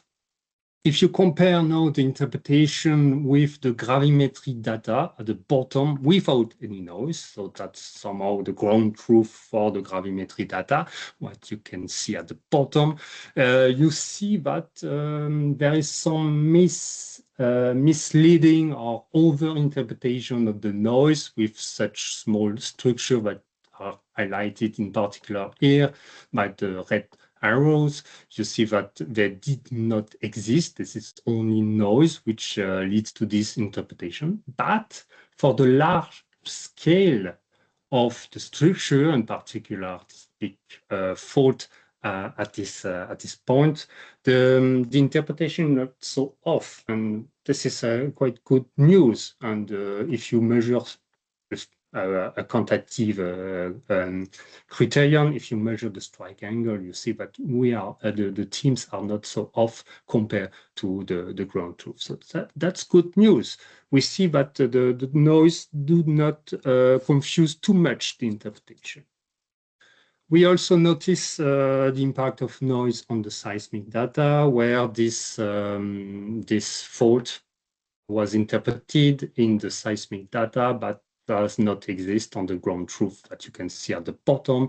We also see some over-interpretation of the noise. But overall, if you see the identification of the big geometry there, the compartment of the reservoir, you see that the interpretation is not so off compared to the ground truth. So that's good news. Second problem, I would like to illustrate the resolution. So here I use the magnetotelluric data. We did not added any noise because by construction, the magnetotelluric data gives you somehow a blurry vision of the underground. This is what you see there on the right of my slide. But compare or combine with other types of data, here the gravimetry data, the profile of the Bouguer anomaly, you see that the interpretation was facilitated by this joint analysis. And that's a second good news for the interpretation, because the different teams make the most and the best of all the different data to formulate some hypotheses in terms of interpretation. This is also illustrated on the second cross section that you can see at the top. So still a good news to overcome this blurry vision of the magnetotelluric data. But third element I would like to illustrate, the way we presented the data also added some confusion, actually. The colleague, the geophysicist who did the magnetotelluric processing here, made a choice in terms of color scale. This is what you see on the right of my slide. So he wanted to highlight some body or some rock compartment where the resistance is very low. So he chose to highlight this low resistance body with a dark red. And from his point of view, this makes sense, but from an interpretation point of view, and this is the source of the conclusion, the different colleagues wanted to seek some more location of rock where the water, where there is a high content of water. So they expected somehow the dark color to be blue, actually, to highlight that this body actually means that there is a high content of water. So there is a mismatch between the interpretation, the viewpoint of the data provider in terms of color scale, and on the other hand, the data interpreters who wanted to have, or was expected to have another color scale to match better his or her interpretation. And this is a bias very well known in the literature called dark is more effect. And this is something that really should be underlined for operational studies as well. So that was my third element, what I wanted to illustrate. And finally, the last difficulty, if I'm okay with the time, is related to the interpretation itself. What you see on the screen is the high-resolution seismic data. This is a quite nice and clear picture. I would say even me, I'm a statistician, so I'm not specialist expert in geology, but even me, I can identify some structure and the top of the basement at this level. But if we compare this very nice high-resolution picture on the right with the ground truth, you see that there is a mismatch of several hundreds of meters, actually. And this is due to the fact that the geophysicist here added some uncertainty in the processing of the data. To be more precise, he added some misspecification, the time to depth conversion. To introduce some realistic uncertainty in this process. This problem was highlighted by the different teams. So what you see there is interpretation, and the comparison for the two teams with the borehole and the stratigraphy, they highlighted the problem, this mismatch. But actually, it was not too much discussed. We expected them to better discuss or to try to exchange better with the data provider to understand better why there is this mismatch. One team formulated an hypothesis in terms of deep angle of the reservoir, so a 3D effect somehow, but maybe due to the time constraint of the exercise, it was not so much discussed, unfortunately. And actually, we left some clear indication on the second cross-section more precisely. We left, if you look at the zoom in here, we left some indication that there is a problem in this conversion. There is a problem somehow in the data processing. This is clearly highlighted by the circular pattern that you can see there with the red arrows, which shows some artifacts and some problem with this conversions. So, to conclude, the blind exercise gives us very high confidence in the ability of the colleagues to formulate hypotheses, to overcome the different series of difficulties that we left in the exercise. So that's very good news in terms of characterization in real life project. And we left a very large number of different difficulties. The time constraint first, which was quite challenging, I must admit. The 3D effect of the cross-section, different cross-section. The teams had their own practices as well, which can be also a source of difficulty. And of course, the cascade of different types of error. This is what I illustrated in this presentation. The warning, I would say, the one point on which we should improve is really this impression of perfect data set for the seismic data set. although we made clear about the artifact in the processing.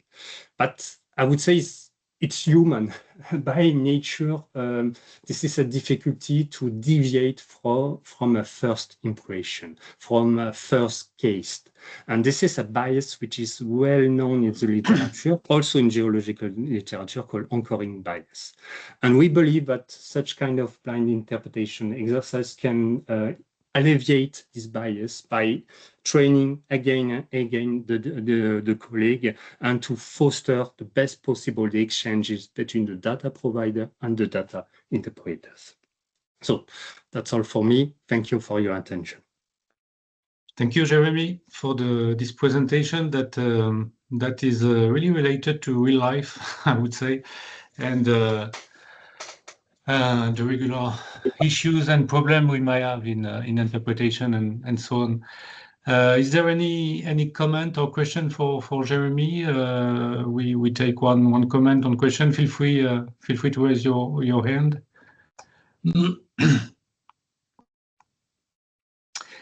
Maybe a comment. You were talking, Jérémy, about a human source of a hero and so on. So of course we are talking about artificial intelligence and as well. So maybe this is something to discuss. Not right now. We can keep that for the discussion after the last presentation. Maybe I saw maybe a hand raised.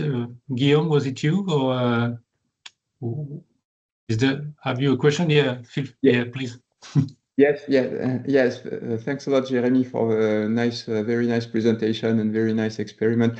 One of the questions I had is, if I understood correctly, you made your test based on an existing three-dimensional model, and so to some extent. So when I look at the seismic section, it looks really good in spite of the velocity uncertainties that you added. Like when you look at the course profile in the Pyrenees, I always wonder how some of the interpreters came up with the interpretation they came up with, because you see reflections all around the place and it's very jaggy. So do you think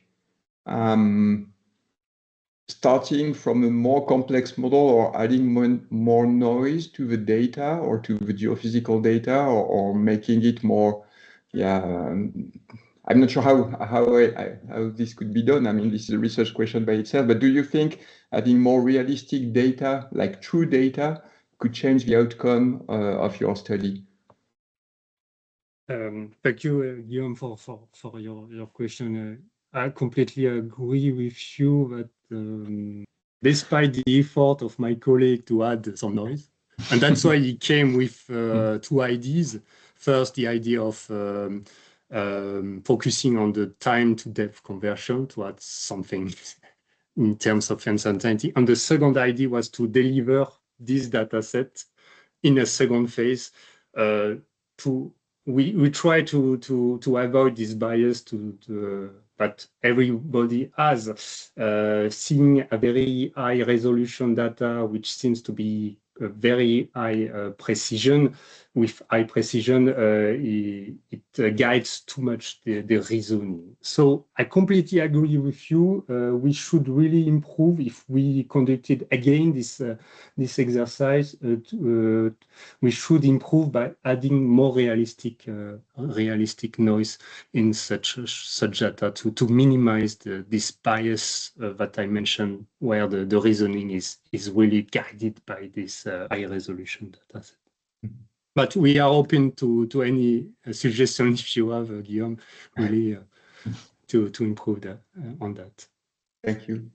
Yeah, thank you. A quick one could be to add fine layering inside the geological model. I mean, this is something we tried with Zhouji Liang a couple of months ago, and that creates much more reflectors.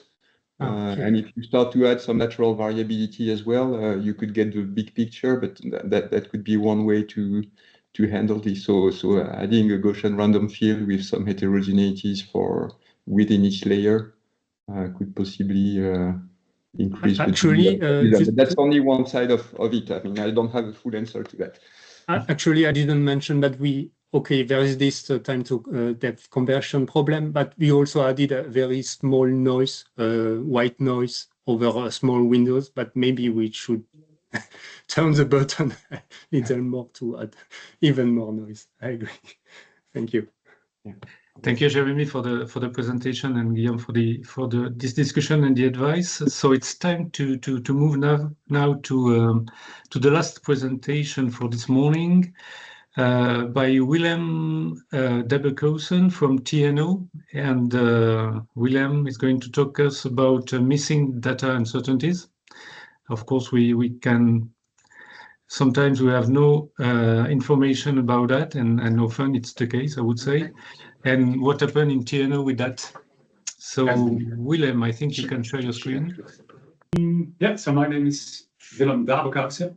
I will be presenting on uncertainty in geological models for TNO. Yeah, my presentation is not about the part of uncertainty that we already cover quite well, I think, in our models. But it will be about data uncertainty, which is a field we do not fully account for yet in our modeling. And I will present some ideas, thoughts of how we want to approach that. So first, I'd like to take you on a small tour to Loket, which is our web viewer where we display all our nationwide maps and models.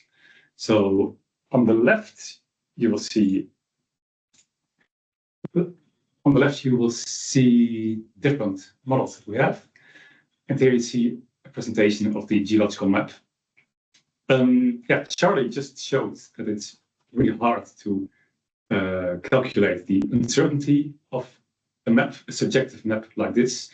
So this is the only model where we don't have any uncertainty information. But if we continue, there are 2D maps like this one, the seabed sediment map, where for all the geological classes that we present, we also provide an uncertainty map. Yeah, it was just when I was making this presentation, I just noticed that the color scale should be flipped. So we have red for very certain values and green for unlikely values. So we still have some work to do on our visualization part, but the information is there.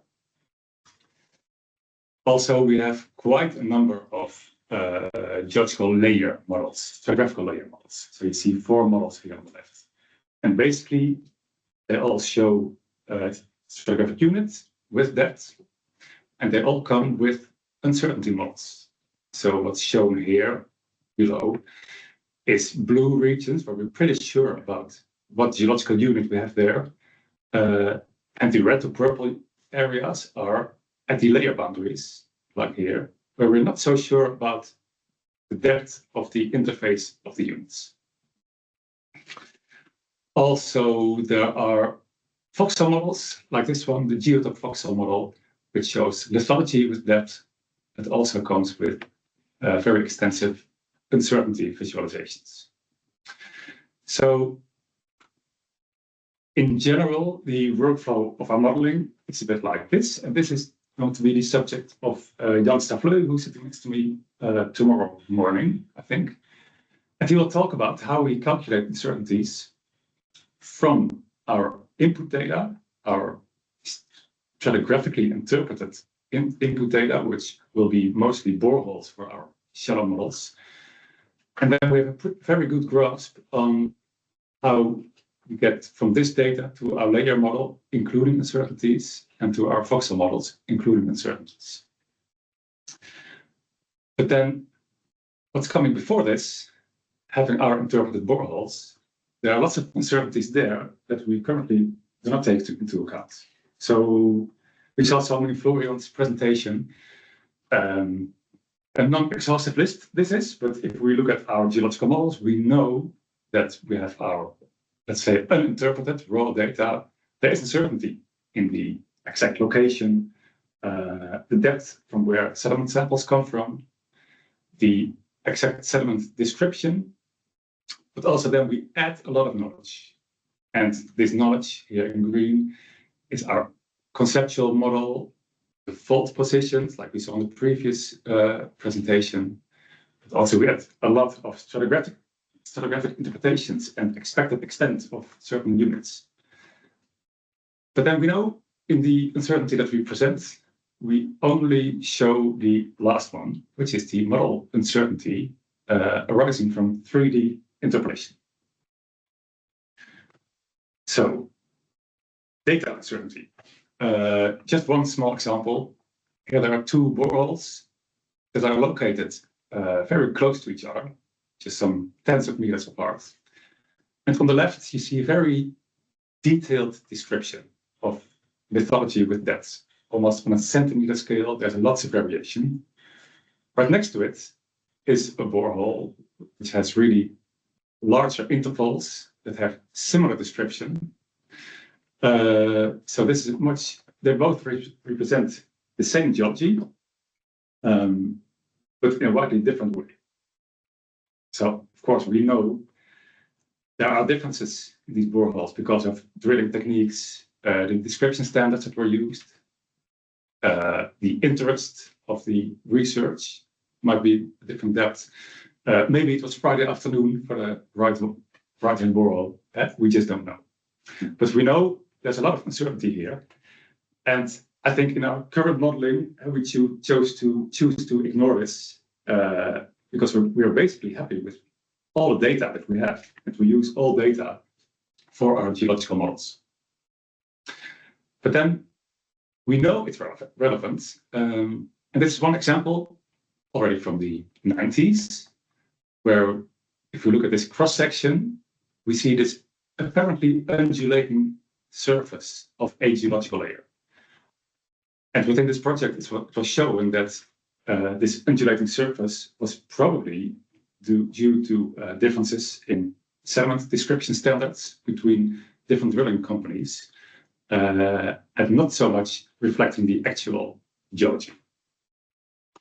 So I think it's crucial that we have a better grasp on our data uncertainty in order to make better models, really. If we know our data uncertainty, then we can calculate with it. That is what we saw in Florian's presentation. Here you see some examples from different softwares to do interpolation. Like if we're doing geostatistics with EZTs or GenPy, and you can provide the uncertainty, the variance of each sample point. Or if we do machine learning, like TensorFlow or scikit-learn, we could assign sample weights. And what you can do anyway is just run different simulations based on differences in input data. So the question is, how can we get a better grasp on what is actually the uncertainty of our data? So what I'm going to show is some results or preliminary results of a project we are running, where we're looking at uncertainty, focusing on different drilling techniques. So related to the example I showed earlier with the two different boreholes. And because we know anyway that from different drilling techniques, we get samples, sediment samples, in quite a different way. There can be undisturbed sampling, resulting in lithology almost on a centimeter scale that can be interpreted, or other drilling systems will give information like on the bottom here, on a meter scale that are much harder to interpret on a fine scale. So, what do we have available? These are some different drilling techniques. I'm sorry I didn't translate them into English. I wasn't sure about all the terms, but we have our drilling methods and some quality labels attached to that. We asked our own drilling expert what he thinks is the uncertainty, so standard deviation of depth of these different methods. So nice to note here is that the stake boring, which is the continuous coring, probably has an uncertainty of about 10 centimeters. So if we have a sample, it could be 10 centimeters higher or lower, but not much more. On the other hand, there are other drilling systems that have a standard deviation, assumed standard deviation of about 3 meters. And this is really significant. So if we would have a 3-meter standard deviation of our input data used while modeling, it will have a big influence on our modeling results. So we did some experiments trying to pinpoint these numbers, get more confidence in these uncertainty estimates. This pretty much was, I think, pre-retirement hobby of a colleague who is retired right now. We've been looking at the one data set that we know where we have multiple indications of the same geology at exactly the same location. So we're looking at well logs here on the right, gamma ray resistivity logs. These well logs in our database have an interpretation in sense of lithology. So in green, clays, and in yellow, this sands. Similarly, there is the sediment description based on the actual sediments that have come up. Again, sands and clays. So the experiment was like this. This colleague correlated the top of clay layers and the base of clay layers in between the well log interpretation and the sediment description. And the idea is that the well logs will have a pretty much constant quality, while the sediment that come to the surface, they will very much depend on the drilling method. So this difference in the depth of the clay layers should show some correlation with the drilling methods. Quickly here, we have a nice spread on the country, but of course there's a it's hard to get a good spread on, let's say, drilling methods. I see Philippe already coming into view, but I have a few minutes left, right? I think so. You still have a few minutes, William. Yeah. Yeah, great. So as a result, here you see on the y-axis the difference in depth between the well log interpretation and the sediment description. And this actually shows a pretty good, maybe surprisingly good correlation with our quality labels that we had before. So on the left, there's the undisturbed coring. On the right are those 3-meter drilling methods. So a nice indication. I will come back to this later. With this data set, I'm just going to quickly go through this. Of course, the differences could be attributed to other sources as well. It might not be the drilling method, but maybe it's the depth of samples, what you see here. The deeper a sample, the higher the uncertainty. Or it could be the described interval length. Or maybe there's a correlation with stratigraphic units. Or the reason I'm showing this, maybe there's a relation with the sediment logger, the analyst who describes the sediments. So I omitted the actual names here. But there's a quite nice relation here with some people having interpretations that are very close to the well logs, while others are quite a bit off. Okay. We cannot seriously use this, I think. But getting back to the drilling methods.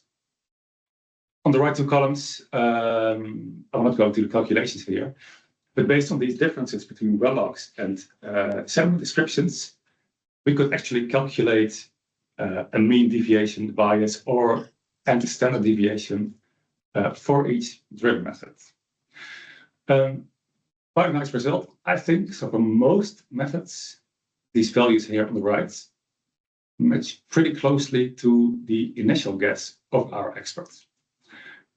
Some systems are off, like here pulse drilling was deemed to be very accurate. It is not at all in our results. So that's something we have to look at, but in general, good outcome. So I think for TNO, and we might be ready now to take the next step and actually incorporate these uncertainties into our modeling. And I have one final thought with my most confusing slide here. So I'll quickly go through this. This is just some dummy data set. Red points have a high uncertainty, blue points a low uncertainty. And what we're doing at the moment, we're doing kriging geostatistics with a global nugget. And I think in the global nugget, there will be, this will include our data uncertainty. So what we saw a lot, like also in Florian's talk, is we could run different simulations on this input data. And then what you will get is the uncertain locations, like here, the red one, different simulations will go get to quite different results. And then, like you see here, our final model uncertainty will be quite high. So what I would like to discuss, I think, because if you have high points with a high uncertainty, we know more because there are certain points located next to it. So if we do kriging and we inform our model of our data uncertainty at the sample locations, actually you add knowledge, which then will reduce the model uncertainty, like what you see here. So it's some realization that I had in this project. So maybe if we add uncertainty of our data, we can actually reduce our model uncertainty and make better models. So that was my presentation. I think quantifying data uncertainty is a lot of work. I mean, this was a lot of work, and this is just one sort of data uncertainty drilling methods that we tackled a bit. But if we can, I think there are high benefits for our modeling.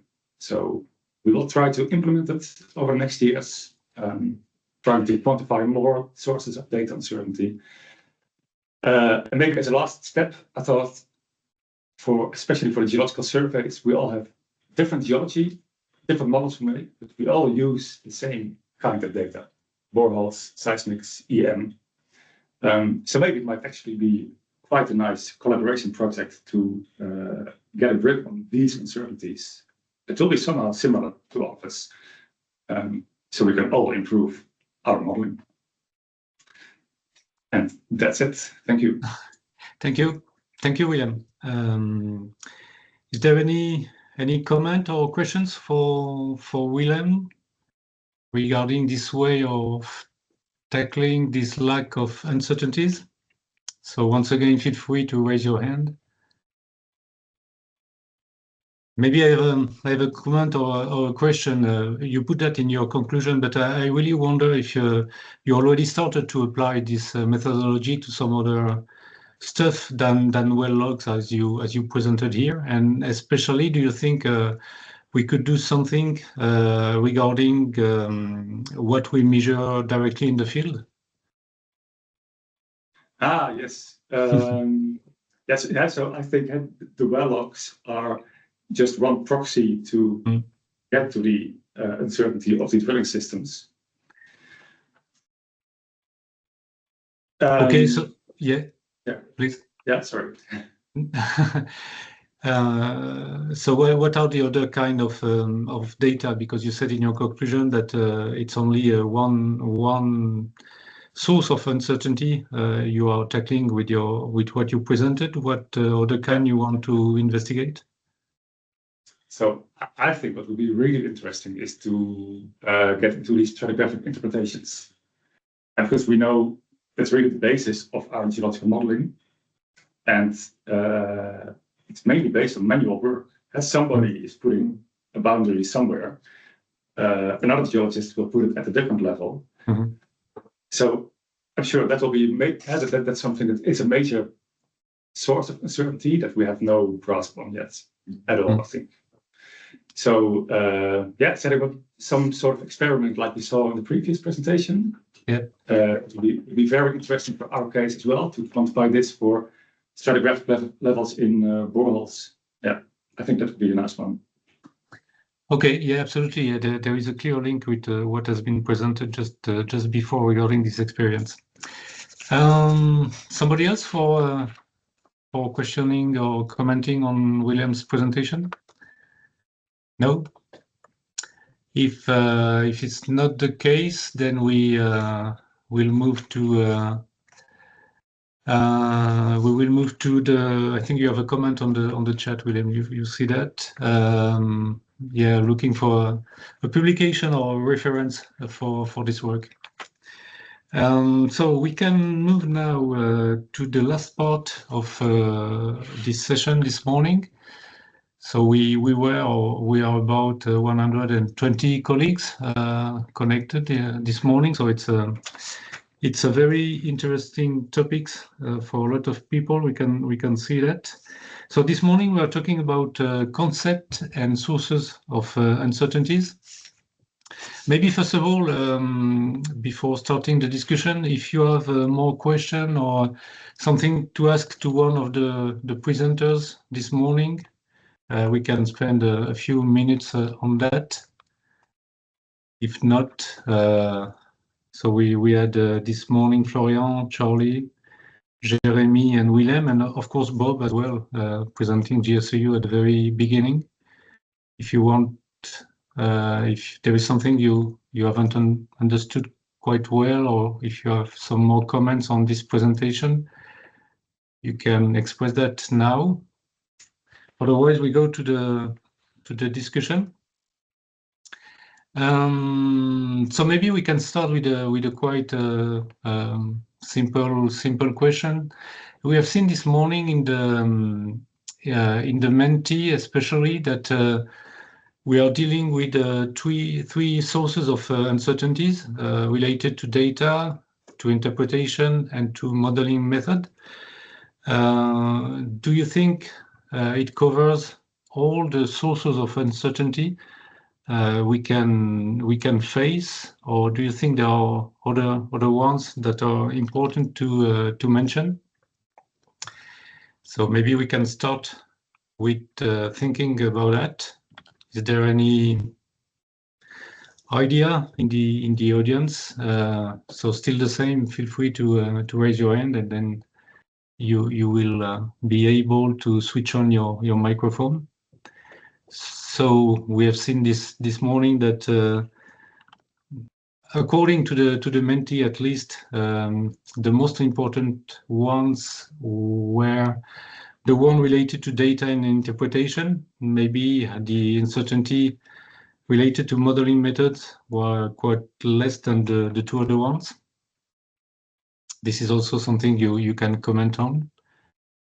So other sources of uncertainties than these three ones? Or you all fully agree? Yeah, Charlie, you want to add something? Yeah, please. Yeah, thanks. Well, I'm going to risk, mentioning something. So, yeah, in Willem's talk just now, well, which I thought was really good. Thanks.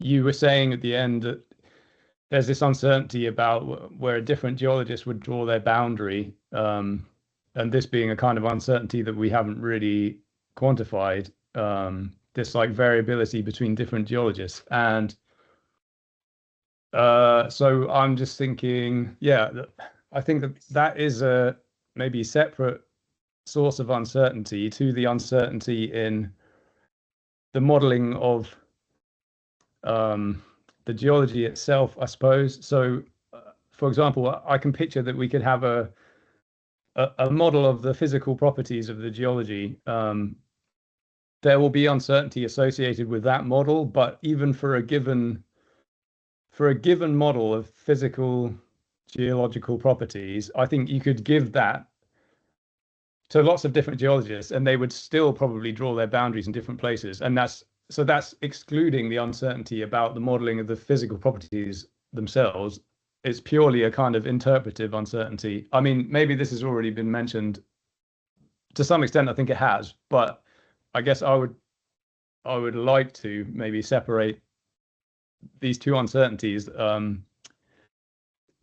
one level of model uncertainty about modeling the physical geological properties, and then the other level of interpretive uncertainty about drawing boundaries upon that. Thanks.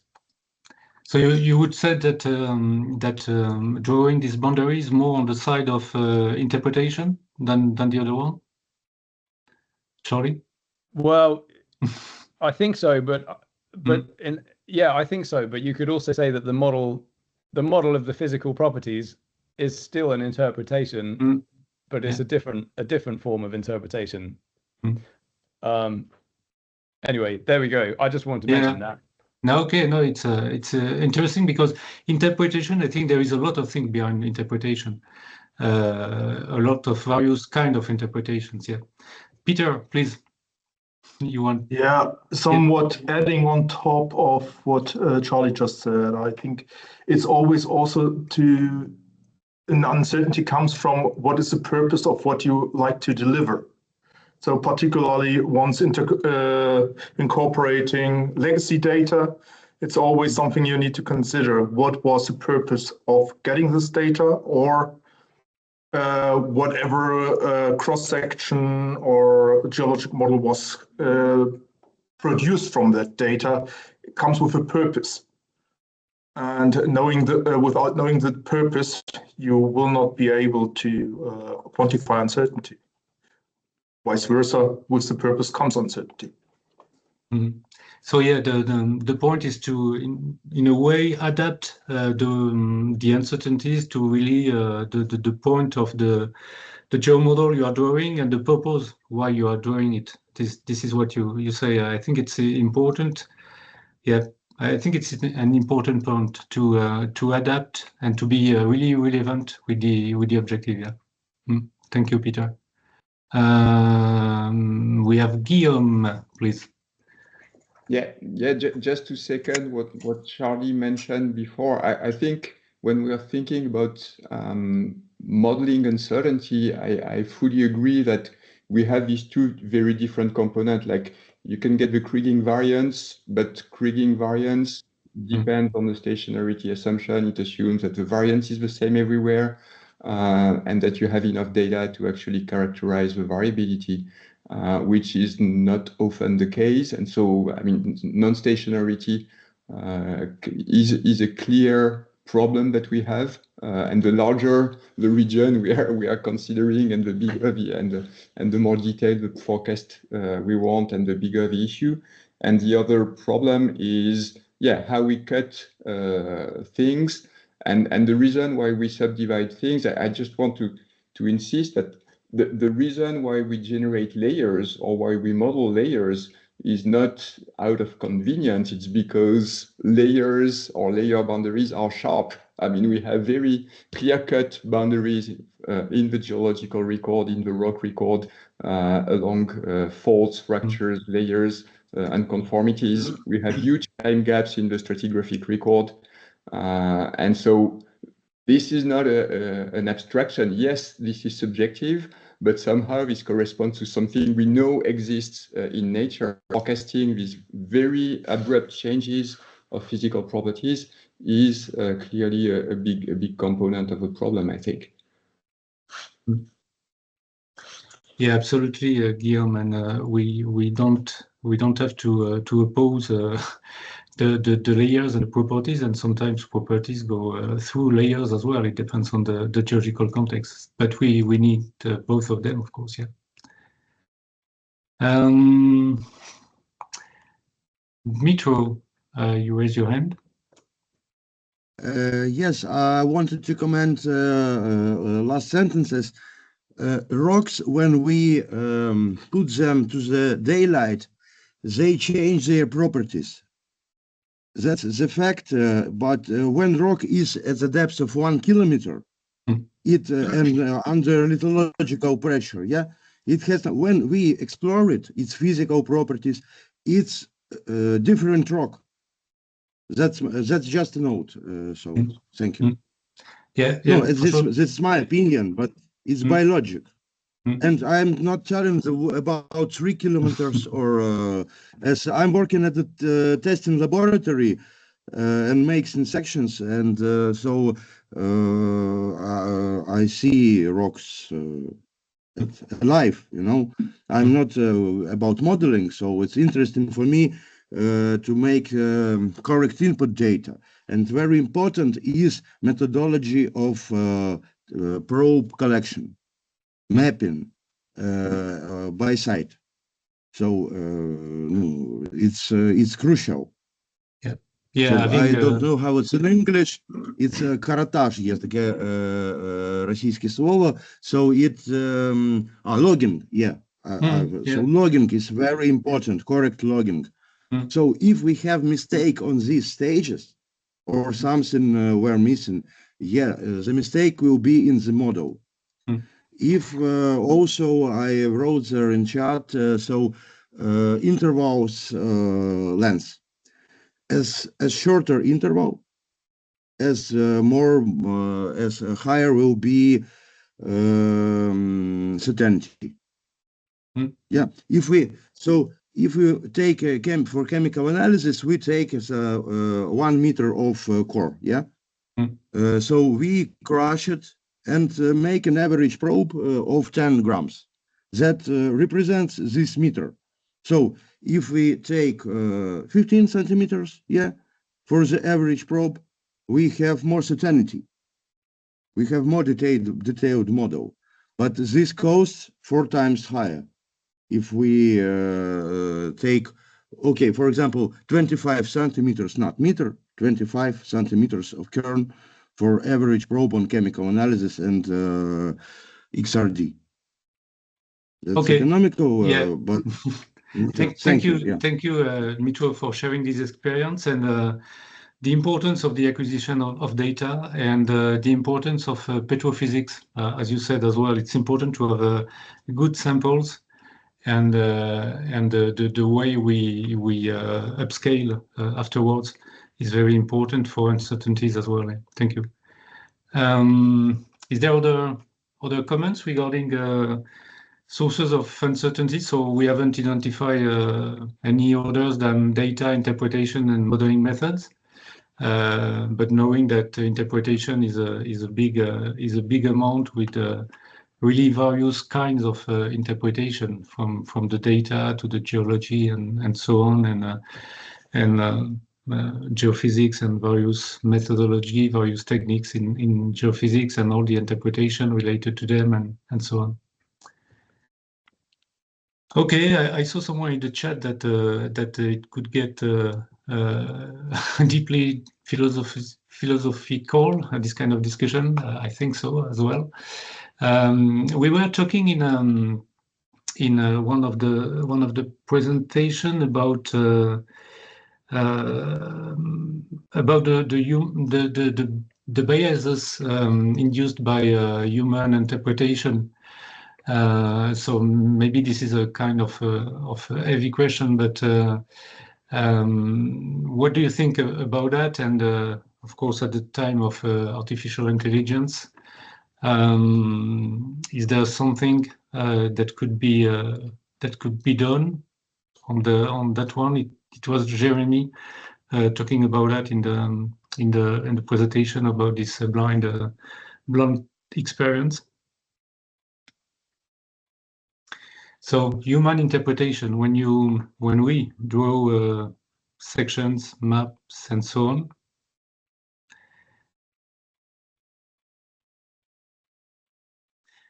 maybe the people dealing with artificial intelligence, do you have an opinion on that?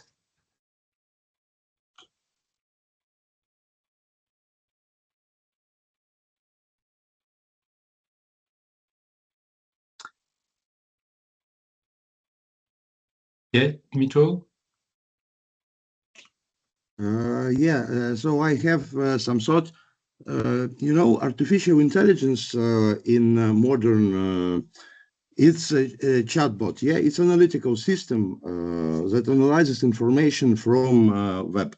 Yeah, so we have to learn to teach. So it's machine learning. We have to teach this model geochemical rules. Yeah, so Bowen's rules.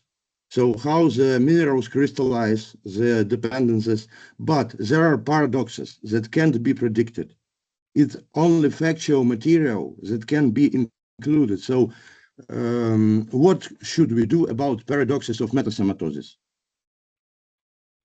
So 3 billion years ago, chemistry was not as we now in lab process it. we had another atmosphere. We had, no, well, not we, but Earth had another atmosphere. So we can even imagine Earth could have even different mass. So we had a different gravity. Gravity it defines the atom's weight, and it's and how they are composed in crystal systems. So energies and else. So how artificial intelligence, machine learning should be made by geologists for these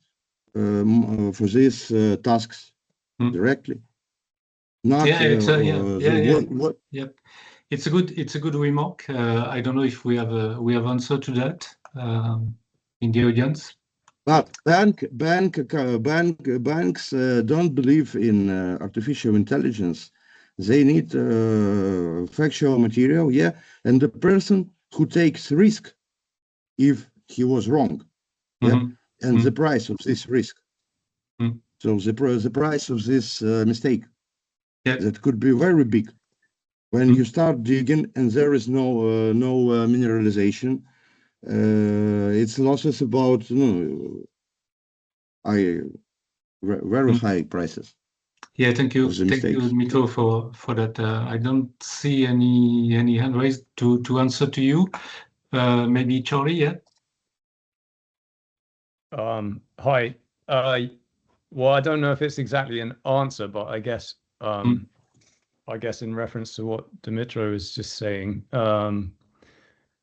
yeah, I think a lot of what's going on with AI at the moment, it's becoming synonymous with large language models and chatbots, but I don't think anyone is proposing to be using chatbots to make geological models. So I think it's important to distinguish between this kind of linguistic AI that's becoming very popular in everything, but that is separate from what might be kind of geological AI, which would be specifically for modeling geology and geological properties. Yes, of course. Yeah, of course. Just terminology, because many people would misunderstand this. Yep. Yeah, no, I think you're right. I think there is a lot of misunderstanding about that. Yeah.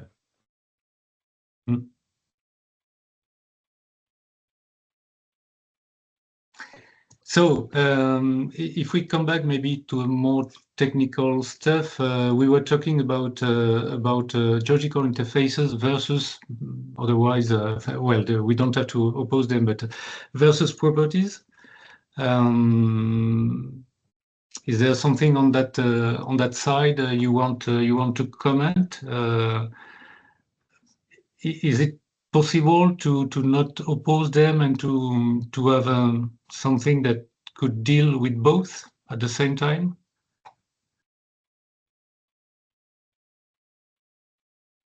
It's maybe again a question for Guillaume or Charlie. Yeah, Charlie, please.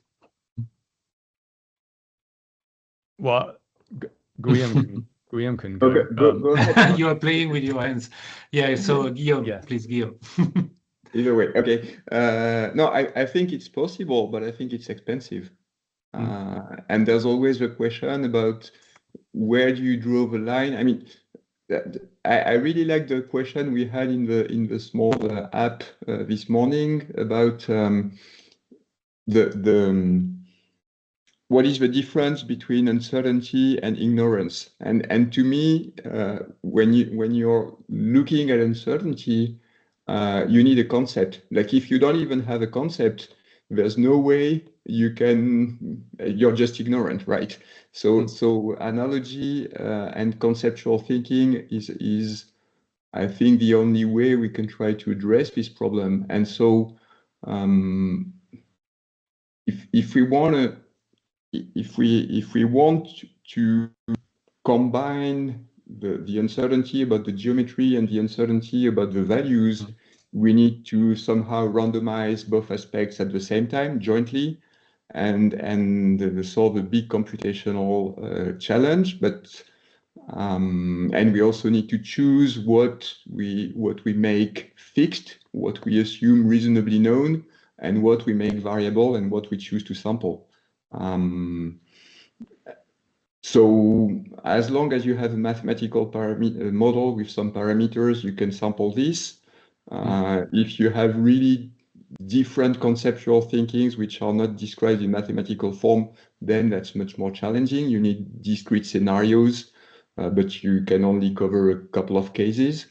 And still, I think, yeah, the computational cost of doing this properly can be really huge. Yeah, I think that's a big limitation. Yeah, I like this idea of the need of a concept dealing with the interfaces, but then maybe this concept is going to be a source of uncertainty as well, because depending on the kind of concept you have, of course, you will have a very different stuff at the end. Yeah, Charlie. Yeah, well, I mean, I agree with what Guillaume's saying. Yeah, maybe the ideal is to have a system that kind of models everything at once, as in it models the properties and the interfaces at the same time. But I also think that, well, this might just be a limit of my own imagination, I guess, but I can envision it more simply, that we would model the properties first, and then that the interfaces just become self-evident in that output of properties. Like the interfaces are where the properties sharply change. I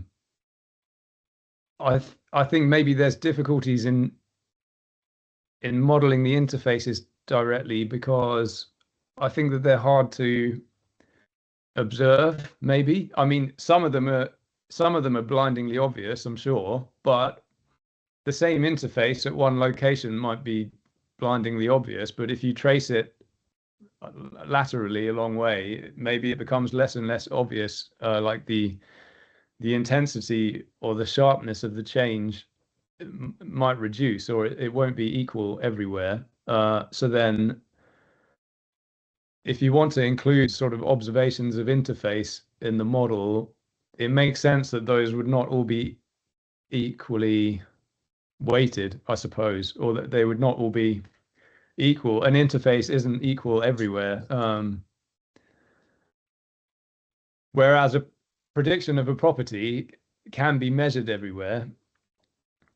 So I think, yeah, I think the properties is kind of easy, or conceptually easy, but I think the interfaces at the same time is conceptually not so easy. And there are kind of examples I can think of in geological processes, I guess, where an interface might essentially completely disappear. So what would be an example? Something like partial melting, I suppose, like the origin of some igneous intrusion through partial melting. Well, if there's some partial melting occurring somewhere, and then an intrusion moves or rises as a result of that melting, and maybe that's got a really sharp boundary with the surrounding sedimentary rock or whatever. But the partial melting itself, like, that might be really gradational change from, well, eventually could be total melt to lesser and lesser melt, but that's really gradational. And I think there are actually many examples of gradational changes in geology. Not everything is a sharp boundary, but of course some things are. So I think it's difficult to, I don't know, to kind of parameterize a framework that caters for the sharp and the gradual at the same time. But in my view, predicting geological properties, it kind of does that already. The only thing is that we would then have to draw the interfaces on top afterwards. It's kind of a second step, and I kind of picture it being cleanest that way. Anyway, yeah, that's my 2 cents, I guess. Okay, thank you, Charlie. I don't fully agree on the fact that, as you said, there is a direct link between these interfaces and the properties, because once again, properties, I think, can go through these limits that are anyway geological limits. For instance, when we measure with various geophysical techniques, we measure in a way some properties of the underground, but these limits, it can be false or it can be stuff like that, and they don't appear in these measurements. So it's also a way to be able to really characterize and describe them and measure them. Yeah. But well, I don't know if there is an other comment regarding this link between properties and geological limits. Yeah.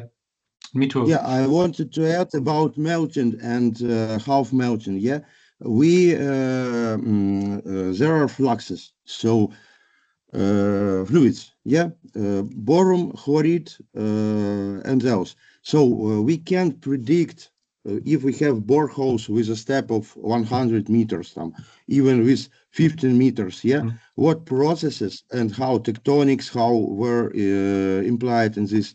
So this is unpredictable, really. It's not a pattern. It's as I'm cutting rock, and I don't see anytime I hadn't seen the same piece.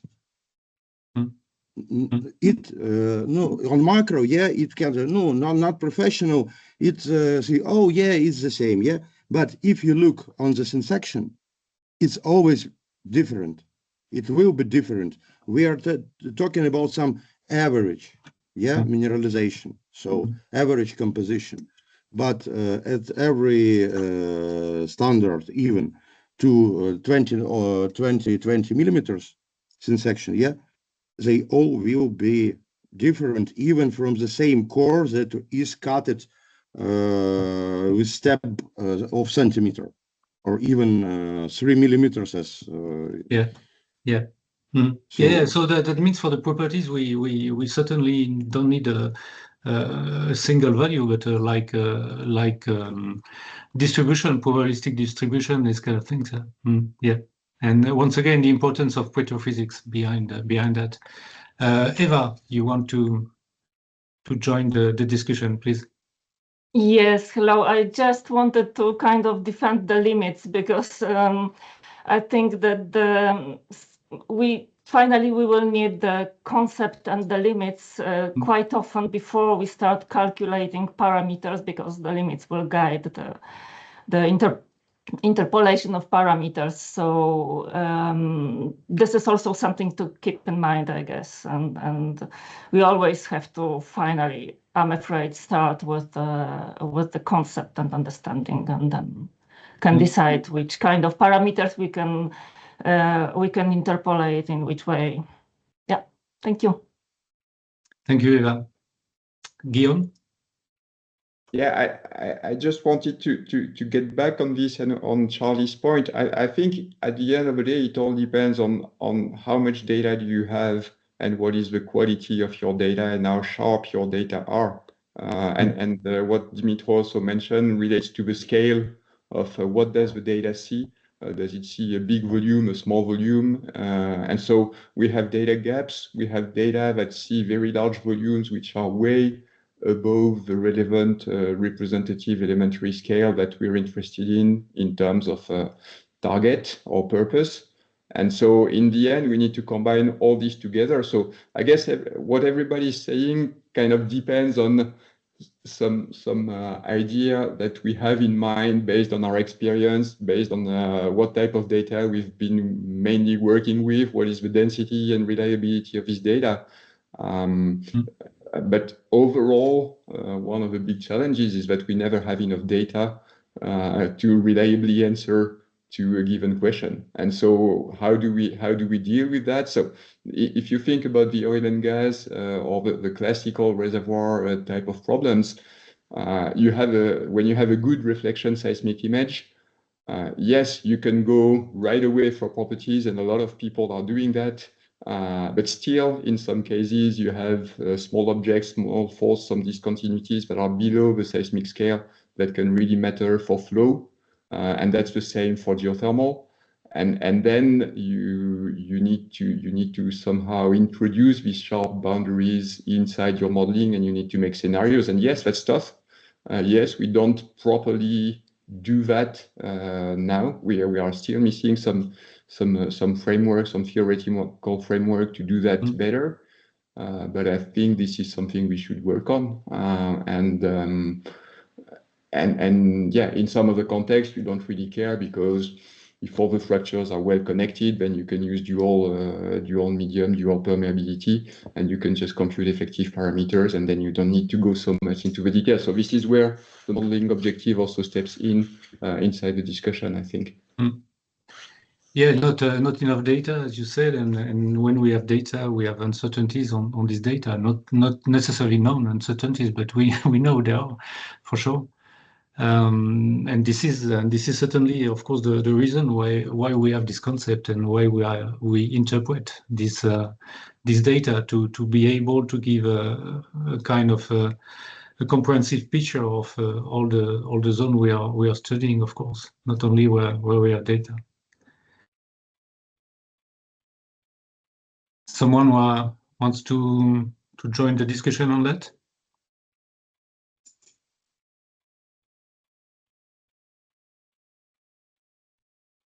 So we are talking about data that is an important source of uncertainties. Do you think we should envisage, or will it be a different way of acquiring data to make it easier to deal with their uncertainty? Any kind of data, I mean, regarding well logging, regarding data acquired in the field, and so on. Do you think we could or should do things differently, or not? Yeah, of course, we have a different task. Yeah, so it's pre-feasibility study, feasibility study, banking feasibility study. So it's well processing. We are selecting when mine is processing. Yeah, which way, yeah, to move. Where is more rich ore? Of course, so we have to define some boundaries, yeah, of how to say, boundaries of acceptable uncertainty. So what is acceptable at this stage? Yeah. Yeah, certainly. Yeah. And as you said before, I think it also depends on the purpose of the 3D geo model we are dealing with, and the purpose of the application. And certainly we don't need the same level of knowledge and of uncertainty, depending on that. Yeah, this is an important question. Yeah. But today we are talking about 3D models, yeah. So yeah, made absolutely.